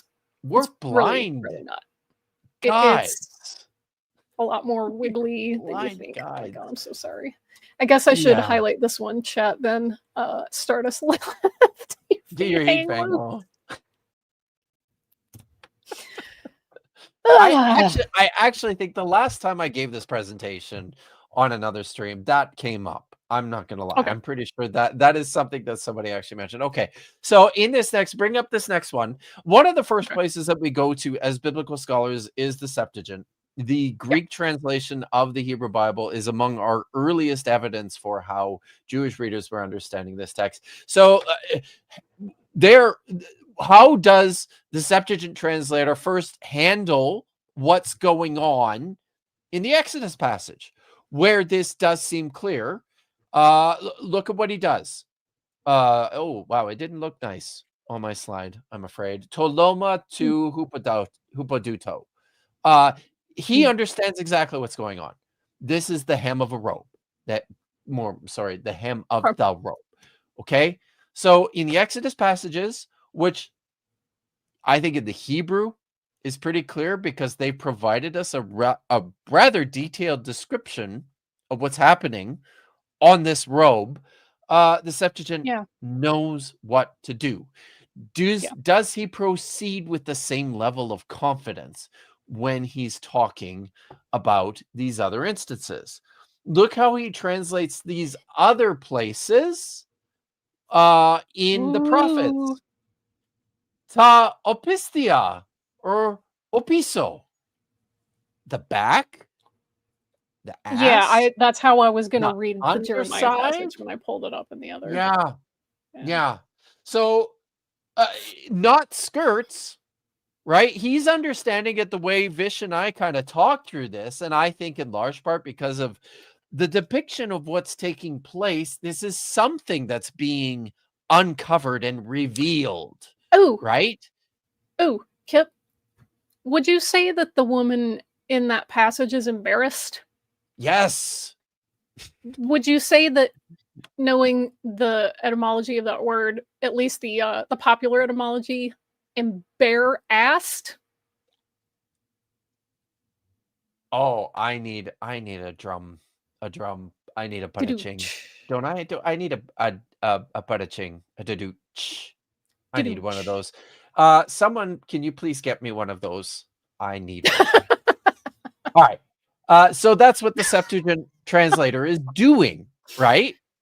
So what does he do? What do you think he's going to do when it comes to Isaiah chapter 6, verse 1? Let's look at this. All right. Okay. Sorry, Lamentations. This is kind of interesting. Akatharsia autes pros podon autes. Yeah. You know what Podon, podon it's is? dietary feet. Yeah. Yes. Pedis, that's That's where you kind of get feet. Yeah. that's kind of interesting, isn't it? Mm. That's different. But Mhm. I think this is the same euphemism at work here, right? This is Interesting. Okay. the reglav from the angels. This is the reglim in Ruth, the same usage of feet, I think, in the book of Lamentations. So her feet. All right. So this is what the Septuagint translation looks like for Isaiah chapter 6, verse 1. So it happened the year in which Uzziah the king died, I saw the Lord seated on the throne, high and aloft, and the house was pleres, tes doxes autu, filled or full of his glory. His glory. Why is he saying that? Why is it his glory, not his robe? The shulim here is his glory. Is the Septuagint translator trying to make the same avoidance that maybe the writer of this passage is by as you said, as we suggested, he's already kind of writing between the lines? Is the Septuagint translator picking up on this and going, "Oh, If I were don't going to like that." translate this in modern parlance, I would say that in this vision, Isaiah is describing God as having big dick energy. Sure feels that When way, you say doesn't like it? full of his glory, like your glory, like Right. people talk about the thing that makes you like big and important. Again, a lot of deities were tied to fertility or masculinity, or had, again, like the Egyptian god men had raging boners all the time, like big dick energy. Just not the Greek ones. So Yeah, right, But, yeah. exactly. Their whole all the other ones, but thing. not the Greek ones. Yeah. So Yeah, they're too like morally upstanding and like philosophically pure and like Yes. virtuous to have big dick energy. Mhm. We can't depict them that way. All right. Yeah. Let's look at some other translations here, Okay. Vish. All right, so this is the Heck Peshitta. yeah.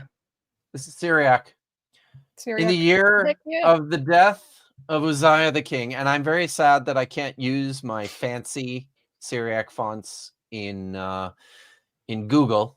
All you get is this rather flat looking Estrangela, which is my least favorite.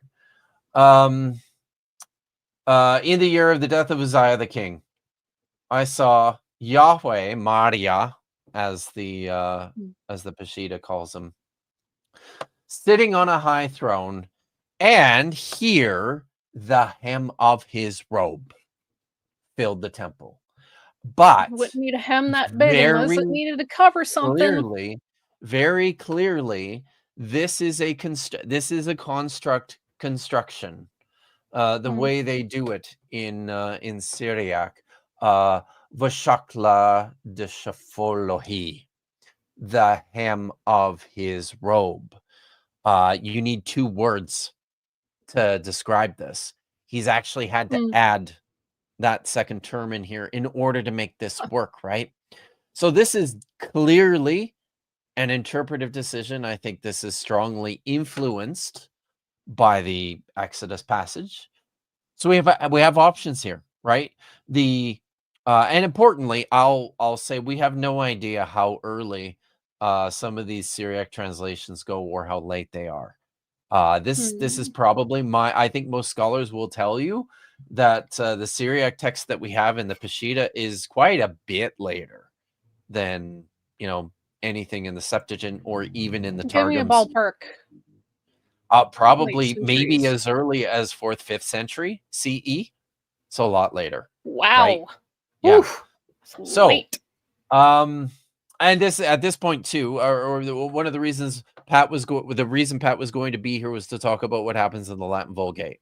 Okay. Right, Gotcha. which is probably Yeah. contemporary with the Syriac here. But interestingly, the Latin Vulgate does different things. I won't talk about that because he can do a much better job. We'll have him back to talk do a about part Vulgate 2. stuff. We'll do a part 2 and other Okay. things too. So, but here we have options. What does the Targum do? Hey, Right? my In the man. year that King Uzziah was afflicted. And this might be a Oh, resumptive that's right. pronoun. There's a rabbinic idea that Uzziah was afflicted with leprosy. Yes. That's so okay. Yeah, they're The saying, prophet that's said, I saw the glory of Yahweh sitting on a throne high and aloft in the high heavens, and the temple was filled by, I translated this as his splendiferous glory. It's, so the actual expression is Umiziv Yekarea. So, but it's like his glorious spectacularness, his amazing glory. It's pretty emphatic. He's turbo excited. coolitude. Yes. Yeah. The Aramaic translator is excited about what's filling The temple the is temple. filled with most excellency. Yes. There you go. So there, very similar, I think, to the Greek translator, right? This is about the spectacular glory of Yahweh. This isn't the robe, I don't think.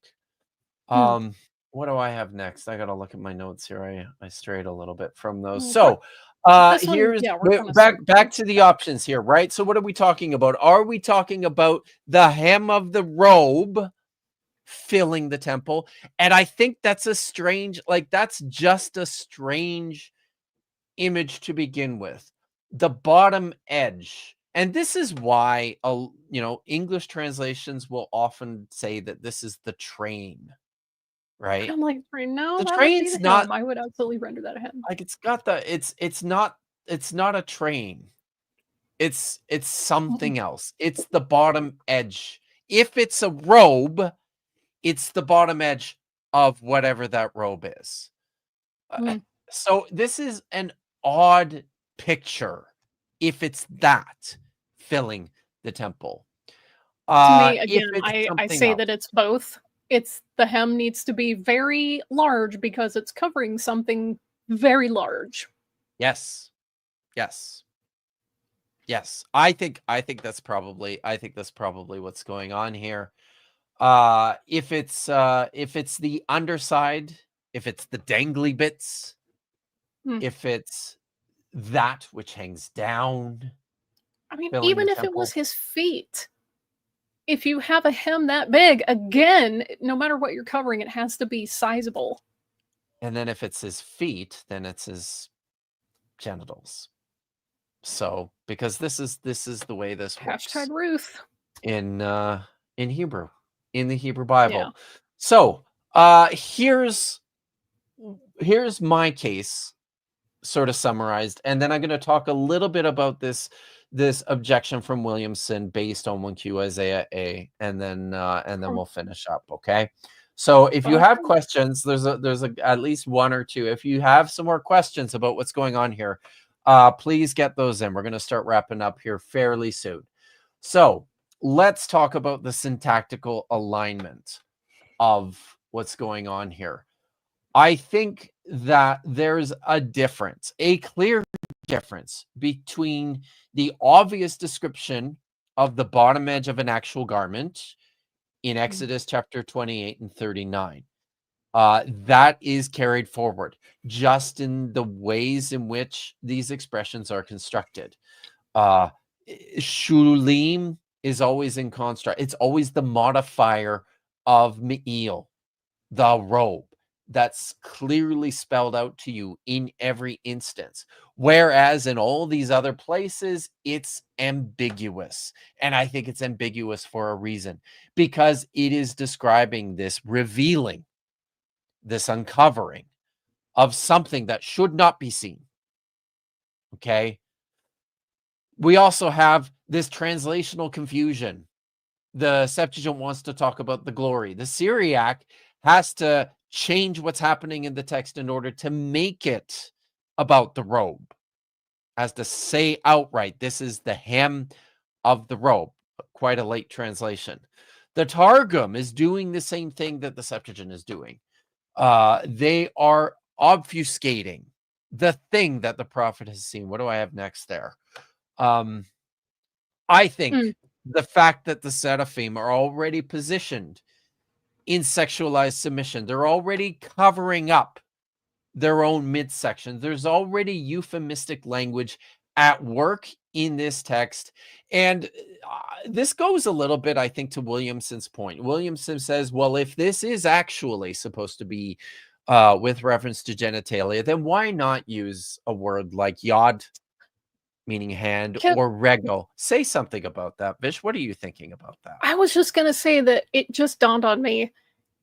In response to whatever he saw, Isaiah says, whoa, I've seen God, and I'm from a people of unclean lips.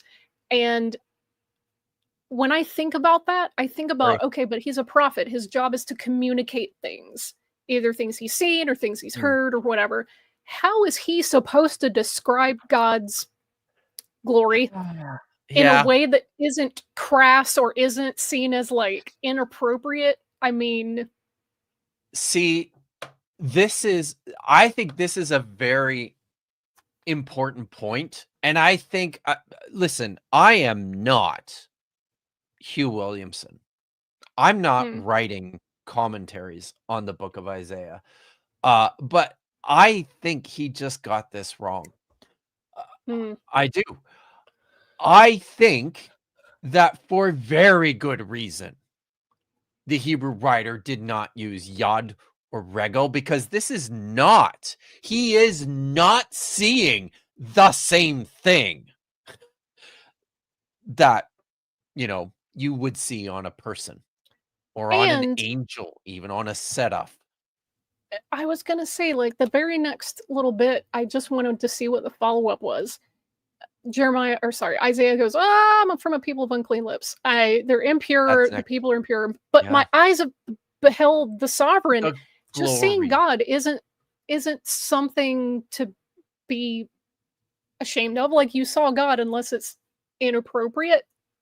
And one of the seraphs goes over and, cleanses lips and says, well, now that this has touched your lips, your guilt will depart and your sin be purged away. Yes. The only time you think about someone having guilt is when you've uncovered like the nakedness of your whatever relative. Yeah. So this is extremely, to me, charged language. Like, hey, you saw something that on the human plane would be considered inappropriate.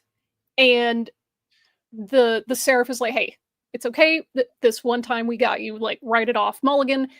And then he hears like, okay, who am I going to send? Who's going to go for us? And, Isaiah's like, all right, I got it, and it's like, hey, go tell them whatever and stuff. And I think there's also a lot going on there. So I haven't read this text in a very long time. And like, now that you're talking about all this, it's good, making right? My brain go, yeah, and like this, I fucking love the Bible, man. There's so much to unpack. We fucking love the Bible, and that is, I think it's a very important point. I think that's my last point here. What you're picking up on is Isaiah's reaction, and I don't think, is it there? I think just hit the slide. Should be next. Yeah, there we go. Yeah. Isaiah's reaction. Didn't even see it. Didn't even see it. Read your mind, man. Yeah. So. Same way. I think this is a really important point, and you have picked up on it, and you have explained this beautifully. Let's not downplay just what Isaiah says when he sees what he has seen, and what the angel has to do when he sees what he has seen. Now you got to talk about it. We are coming back to the fact that it seems like Isaiah has seen something that he was not, or he thinks he's not supposed to see. Oh, he thinks he saw something he wasn't supposed to. Yes. I mean, Yes. even He's like- Moses, like Moses didn't go, "Oh my God, I saw God's backside." It was like whatever the difference was between those two. Yes. He was like, I wasn't supposed to see this. Like, Yes. Yes. how am I supposed to It's, tell anybody? Like, Isaiah, where were you? You know, a few hours ago. Funny story. Like, Yeah, I was in the temple and it was full. well, Um, filled with God's glory. Yeah, John. I saw he the Holy of saw Holies. I mean, the Holy of Holies. I'm just He saying that saw the beer. Yeah. the parallels between the outer covering, which has skins of whatever Yeah, animal you want to say right? it was, Yeah. and then you go in, and Oh, the part where God's most intimate places, it's filled with smoke, right? You can't see shit in there. There's no light source in there. Oh, this is great. This is great. Just so people get a sense, right? The temple is deliberately constructed with these zones of purity. And they're obstructed from one another. You can't see through from one zone, you can't see into the next one, and you have to pass through a covering to get from one to the other, and you're progressively entering, you're moving into the interior space, the holiest place that's covered, very intimate by all these other places. So the ulam, the portico I mentioned, is at the front where the doors open. The hekal is the inner chamber. That's where the table of the showbread and the I'm also the thinking altar specifically about the tabernacle, because like yes, again, there's curtains and stuff, but like there's also, it says skins in like porpoise. I don't know if they have porpoise, but skins. Like if you're covering. standing outside the tabernacle, there's like a wall enclosure that you can't see past. And then if you're just a priest derping around, you can't see inside the tabernacle. But even if you go inside, you can't see into the most holy place. And the only person that ever goes in there ever is the Kohen Gadol once a year, ever. Yeah. And what does he do? He takes like coals or incense or whatever from and he fills that room with smoke. So this is, to me, this is giving me very like strong parallels. Yes. So I'm starting to think about this now too in a slightly different way. Now walk with me here for a minute. Who is Isaiah? As far as we are aware, he's not the high priest. So he's not in the Devir. He is not in the Holy of Holies. It's covered. There's a curtain across the Holy of Holies. What if, Vish, the uncovering is just the blowing open? He literally saw the Holy of Holies. Like, we're not just joking. The Holy like, of he Holies. saw it, and he's like, saw it. Only the Kohen Gadol see this. He's not supposed to, right? That's it. And dang, John Gooderham, man, just totally made this midrash amazing. And of course, the edge or the seam or hem or whatever of God's garment, like, again, this can be parallel to the curtains that are the curtain that's covering the Holy of Holies. It's not his robes necessarily, or robes. It's his covering. It's his covering. Right? And I mean, this is what I was doing with that philology side quest a couple months ago, is like, there's this idea strongly throughout the Hebrew Bible that God dwells within clouds and smoke and is hidden by like coverings of darkness or whatever. And like, a lot of people are like, well, that's because he was like amalgamated with the storm god. Okay, sure. But also, in addition to that, there's other dimensions of that. Because again, in the tabernacle, the most holy place was dark. There was no light source. The menorah was out one room in the front. So it was completely dark, and the only time anyone went in there, they had to fill up the whole chamber with smoke or incense. So you really never saw what was going on in there or whatever. Never supposed to see. You're never supposed to see? I mean, it straight up says God dwells in darkness and thick clouds, and I'm like, okay, Yes. they're trying to paint a picture here. Like, what's going on? I love doing the brush. This is great. Indeed. This is great. All right. So let's get back to this final objection. I wanted to save this for the end because, again, this is something that I just think Hugh Williamson gets this wrong. He thinks he's picked up on something that makes his case for him, and I've just got to say, no, I disagree. I'll read to you again what he says here. In Isaiah 47, verse 2, the Masoretic text shovel appears as shulech. It's the same word. It's in exactly the same form and expression as you find in Jeremiah 13, as you find in Nahum 3. And I think that's important for understanding this text. So it appears as shulech in 1Q Isaiah A. This is a scroll from the Judean desert that dates back to probably 100 BCE. It's one of the oldest copies, the oldest copy of Isaiah that we have. So this is an important textual variant.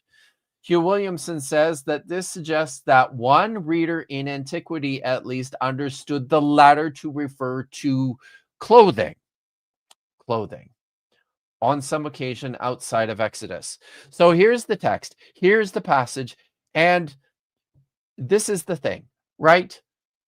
Take the hand mill, grind the meal, uncover. So the word there is gali. Expose. Same word, gala, expose. Your samach. Expose your shovel. Here it is.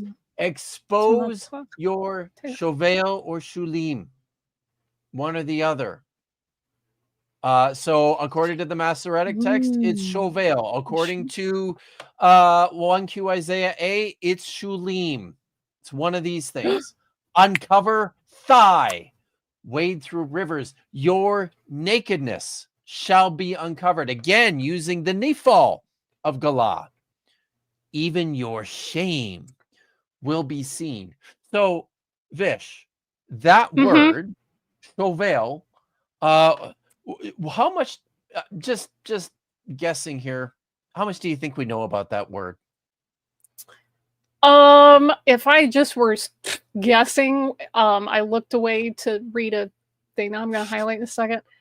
Chauvel, I would say we probably have a pretty strong understanding compared to some other words. It's a hapax legomena. Uh-oh, it's a hapax. You know what this means? This means this is the only time it occurs in the Hebrew Bible, in Hebrew literature. We don't know what this word means. We have no idea what this word means. We have to depend on the context that we've got to figure this out. So this is what the lexicon says. It says the versions differ. The Septuagint says Poleus, which is exposing gray hair. Okay. Similarly, the Peshitta, let your hair disappear, which is a little weird. Lexicographers in the Middle Ages said they interpreted as hair hanging loose. In the Arabic, sabalat, it's a mustache. It's all over the place here, but it seems to have something to do with hair. Okay. I mean, I was going to say that, who was it that called in the she-bears? Elisha. Yeah. When the kids, have I told you this, that my pet theory is when the kids were making fun of him saying go up bald head, they weren't just like going, haha, you have bald hair. Yeah. Being bald was considered shameful, but also it's because it makes his head look like a dick. So it's like saying, hey, dickhead. Yeah, that's, to me, that's what that reads like. And I mean, if I were him, I would probably be like, all right, that's it. That's it. Hey, you get the bear treatment. Yeah. Get the bears. All right. So we have that's we don't know I'm going to repeat. We okay. don't know what Chauvel means. So looking at Chauvel and going, well, it means Shulim. Does this help us? Not I don't really. know. I don't think so. Really? There's a root Chaval in Arabic. Sabala means to hang down. Oh. You know, And there's a reason we can appeal to maybe Arabic, because that is a very conservative language in a lot of respects. It is. So in this case, it's one of those. So it's one of the, it's one of those ones where I oftentimes wouldn't put a ton of stock into it, except this is all we've got. Literally, yeah. we just have no fucking idea what this word means. Wow. So, now think about this, okay? Sorry, where's my? I have a point here. So Jeremiah 13:26. Okay, no, this is it. This is the thing. Okay. What is the writer, the scribe in 1Q Isaiah A doing? Is he's looking at Chauvel and he's going, I just have no fucking idea what that means. But what does this sound like? Sure sounds a lot like Jeremiah chapter 13, verse 26. Even I am the one who will expose your Shulim, Shuleach, using the exact same expression there. Not Gala in this case. It's actually Chesfi, Chesafti is how Jeremiah puts it. I'm going to expose your Shulim. Sounds a lot like that. What else does he say? Your shame will be seen. Look at what happens at the end of this in 47 verse 3. Your nakedness will be uncovered. Your shame will be seen. Of course he used Shulim, but does he think this is clothes? Really? I don't know. I object, Hugh Williamson. Yeah. I don't think so. People I really don't. Aren't ashamed of like the edges of their clothes as a general rule. I don't think so. Okay. So, all I gotta say about this is, guys, and we can drop it now. That's the last slide. Okay. This text is hard. I mean, the narrative, the narrative logic. Sorry. It's easy enough to read. I know. Sorry. I know. For those fans of Bad Science Sunday, I know I am not. I am not starting my own OnlyFans. Called This Text is Hard. I will leave that to Dr. Tapioca Weasel and Leophilius. Okay, so this is getting us back on track. I also feel like Chuck was onto something really good here. Isn't the Ark of the Covenant supposedly God's footstool and kept in the most holy place behind the curtain? Mm-hmm. I think that is really good, Chuck. There's a handful of us that I think are following on that trail with authors we're getting to, and I don't think I don't think we have to choose, right? Like everything that we've been talking about, is it a garment? Is it the temple curtain? Is it just his giant dick? Why not all of that? All of these things. Is it something about his giant dick and the Ark of the Covenant? How about everything? Let's have it all. Let's have it all. Yeah. Because why the fuck not? You can do this with these texts. The writers were doing these sorts of things with these texts. These texts were not necessarily meant. They weren't meant to, what was it? The brilliant, wonderful Reverend Dr. Rebecca Todd Peters said in that stream that we reviewed, Vish. She said the text was meant to be studied, right? Yep. That's what we're doing. Turn it and turn it again. We're turning it over and over and over again, guys. Mhm. And we're discovering all these things that can be true about the text. So, there's some big dick energy. Yeah. In this Man, vision. I love this text. There This really is so is. cool. This is so fun. I love doing It really is. Midrash. Okay. Do you want So to it's read been 2 the hours. super super Yep. chats you didn't get Let's to? look at what's left. when I went Yes. that way? And whatever you've got left. I hope you've enjoyed this, guys. If you can't get multiple interpretations out of a text, you're doing it wrong, or it's a bad Yeah, text. there's almost never just one. Almost never. Yep. So Yeah. I wrote, and just to listen, like, just to give you a sense of how this works, right? Like, I just finished writing a book. I'm thinking of this one in particular because I've spent a fair bit of time on this, but I finished writing my chapter on the second creation myth in Genesis chapter 2 and 3. I finished writing that in, I want to say, the fall. So probably 8 months ago. And I have gone back and I've looked at it, and there are things that I see that I didn't see when I wrote my chapter. There are things that I've talked about with Marin, misinterpretations about that text that I didn't see when I wrote that chapter. There are many ways that you can read these texts. There's not just one right way to do this. So that's part of what makes this so great, right?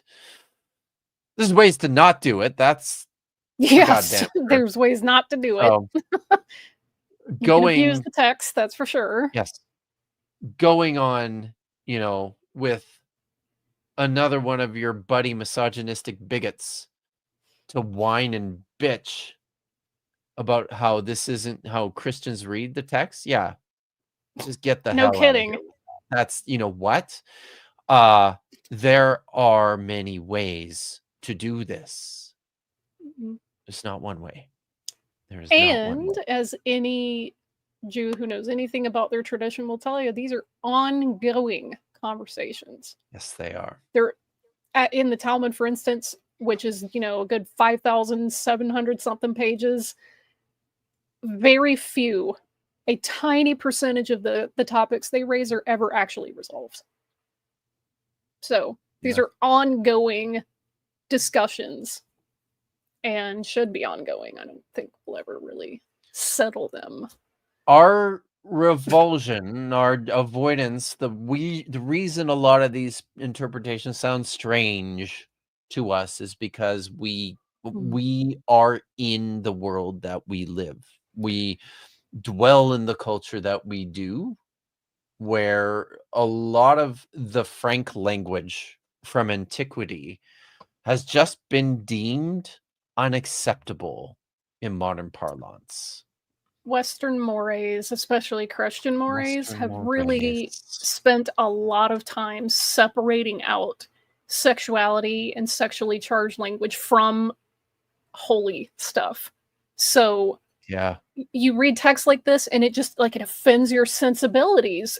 But anciently, those really weren't separate categories. I mean, obviously there were, sexual, cultic prostitutes or other phallic and yonic things you could use in your ritual worship, but those weren't strictly divided like we think of them today. Sex is private, it's for the house, you don't do this in public.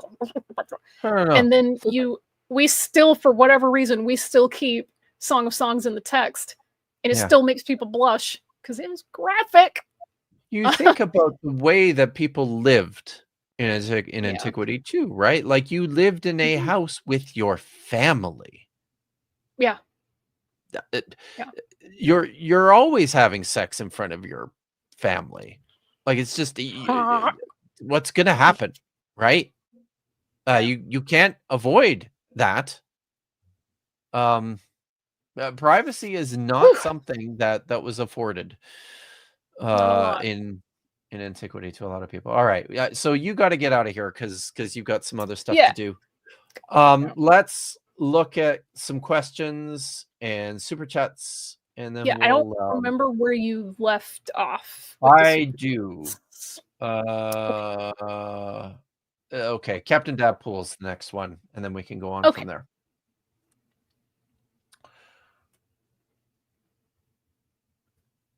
Oh, did you need me to pull it up? Sorry, I was multitasking. Yeah.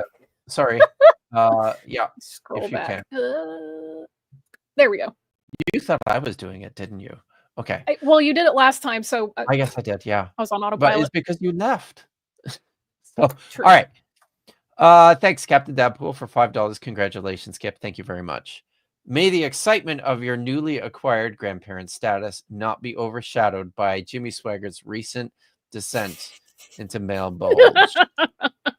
How do you say that? Yes. The mal is do you know how to pronounce? I don't know how to pronounce. I'm that. just laughing because But it's Jimmy awesome. Swaggart died yesterday. Yeah, I think, guys, and we can celebrate when people yeah, die. yeah. I absolutely can. Not a whole lot of people were broken up about that one. And So. I gotta say that it only helped to make things better. Yesterday was Canada Day. I went mountain biking with my insane dog, Dagon, the abomination of the Philistines. We rode a new trail. Mm-hmm. My first grandbaby was born on Canada Day. He came out of the womb wearing a toque. Jimmy As was Swaggart foretold. died. It was just like the best day ever, wasn't it? It was just the best day ever. The best day ever. Sorry, Thanks, Ricky. SpongeBob fans Thank will you so know. much. Now I know. I do know. Now that you mentioned SpongeBob, I do remember that. But I'm not going to sing anything. So yeah, what's next? Let's see. Hank Fishy, wow, thanks for the $20 super chat. In Francesca Stavrakopoulou's book, she mentions Habakkuk's visions. You brandish your bow of nakedness. Yeah, you satisfy the shafts of your bowstring, and further mentions corollaries to Marduk and the euphemism of the god's war bow for penis on page 111. Yeah, this is a good part of the book, and this is also a part of the book that had people freaking the fuck out. Bet. Right? Yeah. So, but I quite like her reading of Habakkuk there. I think I've referenced it actually in my own recent work. My own recent work, which you can find. Shoot. Kip Davis has written no books. Like even Kip's first book was on one of these like newly published texts, a sort of a version of Jeremiah stuff we didn't expect. I'll do a shameless plug for Kip's great book. Oh, thanks, Matthew. That was nice. That's unwelcome nuance. Yeah. So, but yeah, I think I draw some attention to Stavrakopoulou's reading in the new book, but no, it's an excellent point. And again, if you haven't read God and Anatomy, you really should, because it's not just. I think I said this in a book review somewhere. I write those too from time to time. It's not just a really interesting, great exploration into the physicality of deities in antiquity and in the ancient Near East. Like, her book is maybe the best book on ancient Israelite religions that I've read in some time. It's just excellent. What did I say? Excellent. It's excellent is what I meant. Excellent. To say. And it is. It's like a very engaging dive into the religious world of ancient Israel, mapped onto God's body, which is very fucking cool. The more literate I become in like the contemporary archaeology and other imagery from like neighboring cultures and things like that, the more I'm like, yeah, this has legs. Like, I don't see any reason to just be like, oh, this makes me uncomfortable. It must be fake. Like, it's only gotten to be a stronger case over time. So. Yep. Absolutely. But Sucks thank you for the so much. sensibilities, but people getting their jimmies rustled. Thank you so much. Stardust Lilith for 5. Congrats on the grand baby. They're awesome. And trades for Dagan. Oh my God. I forgot to say that. That in addition to yesterday being the best day ever, today has already been pretty damn great because I got to meet the little bean for the first time. And the human larvae. I have mentioned this in public a number of times. I have 3 children. All 3 of our children were adopted. The youngest of my children, at the age at which we adopted him, they're all boys, fucking boys, was he was 20 months. So like this is all very new for me. Yeah. I have never seen a brand newborn fresh out of the womb in my life. And today I saw an umbilical cord for the first time in my life. All right. Today. Sorry. And oh my God, guys, he's so tiny. Like he is this big. His toes are like, I don't know. It was a religious experience today for me. It was moving. It was incredible. It was I got to watch my kid being a dad today. Okay, I'm not gonna cry. I am not. And you know what? Go ahead and cry. This is like a big deal. Yeah. Yeah. They're very tiny and it's important. Like, dang. Yeah. So great. Oh, it's a great day. Feels. Dr. Clark for 2. Tree sensitivity training for Dagan. Do you think it would help? I don't know. I don't know. So I have to say this because I just have to. So when we went walking today, he literally, and this is one I really wish I had captured, but he does so many crazy things you can't get them all. He literally was running and jumped and grabbed on to a tree. It was a half dead tree, but a standing dead tree at the top, and like just pulled it down and yanked it out of the dirt. It's just a thing. Not just the abomination of the Philistines. No. Yeah. Unless he thinks the Philistines are all just the trees. Hey. It's just okay, Scott Graves, 499. Does the depiction of God in the Quintilet or Jude inscriptions interpretation? Does it influence the interpretation, or does it? Does he accidentally a word there? Does the depiction of Yahweh interpretation? Scott, if you're still in the chat, can you maybe clarify? Yeah, help clarify. I'll just say I think I'll say this about the Quintilet à Jude inscriptions. What we are pretty sure is Yahweh in the one image has a very prominent schlong hanging down between his legs, and he seems pretty pleased with himself about it. So big dick energy. Big dick energy. I assume that's what you're getting at. Please clarify, help us out if you're still there, if you can. All right. So far, this is the last one. Governor for 1989. My good friend. Really happy to hear about your grandchild. Also jealous I'm 71 and still waiting for one to arrive. Oh wow. Well, yeah. I am not 71. Unfortunately out of your control, so might want to make your peace with it just in case. But thank you so much, Governor, for popping by. Yeah. I'm sure happy, by the way, to see that everybody's proper usernames have been restored after the crisis over the weekend, in which we were all just these incomprehensible user handles. That's nice. Thanks, YouTube, for fixing that. So so I think that's all I've got for you today, guys. Thanks so much for coming no, out. Stardust Lilith.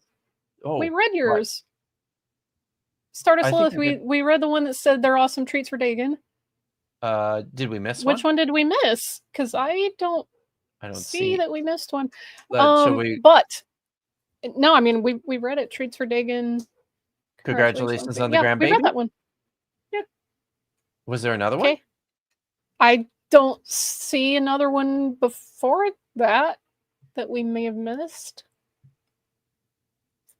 Okay. So if Not there's sure what's something going on that there. we missed, I'm very sorry. She missed okay, it. Okay, Okay, that's fine. good. So in just over half an hour, I'm going to be on Dapper Dinosaur's channel. We're going to be giving ourselves brain damage, reviewing A Creationist. Again, it's why do we do this? Well, the reason I'm doing this is I've got a fundraiser going to help me kind of stay afloat until I hear back about the job interviews that I've been doing. Because unlike all the other job interviews I've ever done, this one has taken at least a month. And there's still more rounds of interviews. So I need to be sheltered in a home while they make up their mind about me. And I would like to not live on the street. So this will help me do that. And also give me a little bit of a buffer. If they should, inshallah, hire me. And time goes by before my first paycheck. So yeah, Prixie says, I don't know how you're living on such a tight budget. I've done this. I've done extremely, extremely, extremely tight budgets before.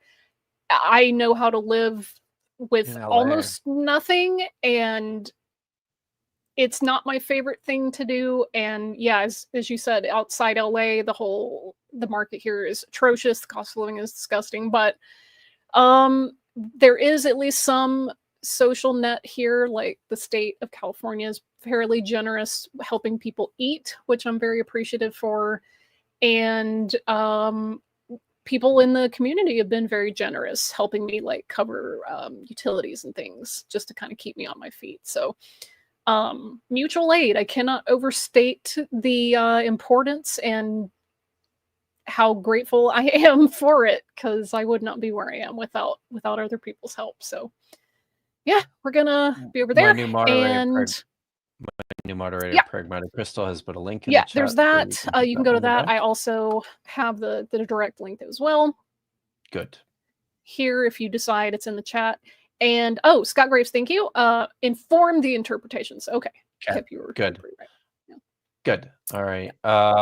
X Music also has a pretty good suggestion. You could a band and make it big. I used to be in a band. It was a funk fusion band many years ago when I was out of college. It was very fun. Quite liked it. I do have a Patreon. You can go to patreon.com/BaitVishanti. Let me link that because for whatever reason I don't always. Do you have a link? I've linked. Let me. Some of you. I thought I had your Patreon link in the description. You probably do, but I don't have your stream open at the moment. Yeah. So I need to go grab that.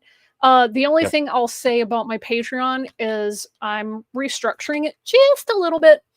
The tiers that are there probably won't change a whole lot. I'm probably just going to add a few more, maybe like a $2 or $1 tier just for folks if they just want to toss in a buck or two, and try to figure out a way to give people a little bit more return on their investment, because I've done some comic reviews. I've still got one that I owe a couple patrons from a few months back. But at the moment, if you want to take advantage of my genealogical services, I do offer that at certain tiers, and you can just do a one-time payment. That's fine. If you're like, yeah, I don't know, I just kind of like what you do, and I'll toss you a few bucks, that's fine. I'm really not picky. It's not something I've been focusing on. So once I get that restructured, I'll publicize it a little more. But right now, it's like I'm spinning a lot of plates and my anxiety levels have been through the roof trying to survive. So I haven't really spent much time. But yeah. Hate shilling. Yeah. Gotta do it. It's uncomfortable. Yeah, not my favorite thing to do. Nope. Especially as like an artsy fartsy musician, actor, right? Whatever, theater kid. It's like ugh.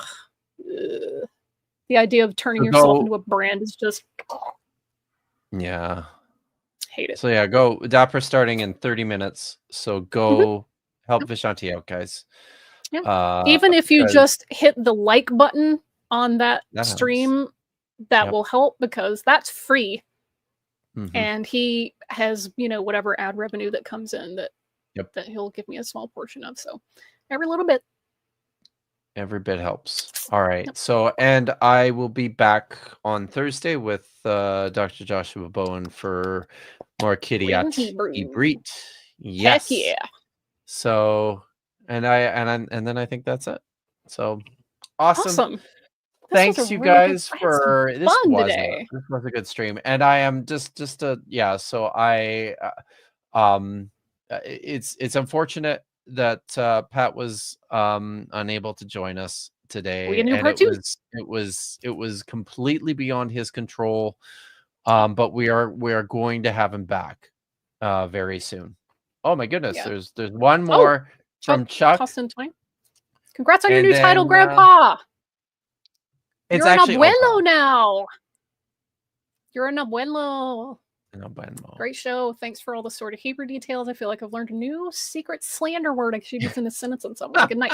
Yeah, I Yes. just want to shout out y'all in the chat.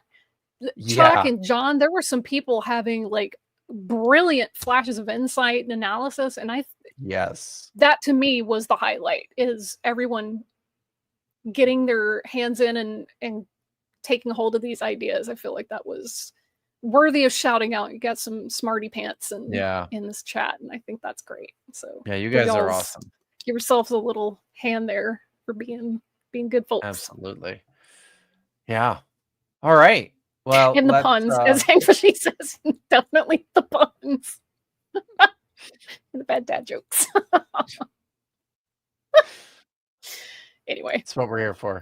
All right. Yeah. So let's get out of here. Head over to Dapper's channel, and until next time, hot tikva. Hot tikva.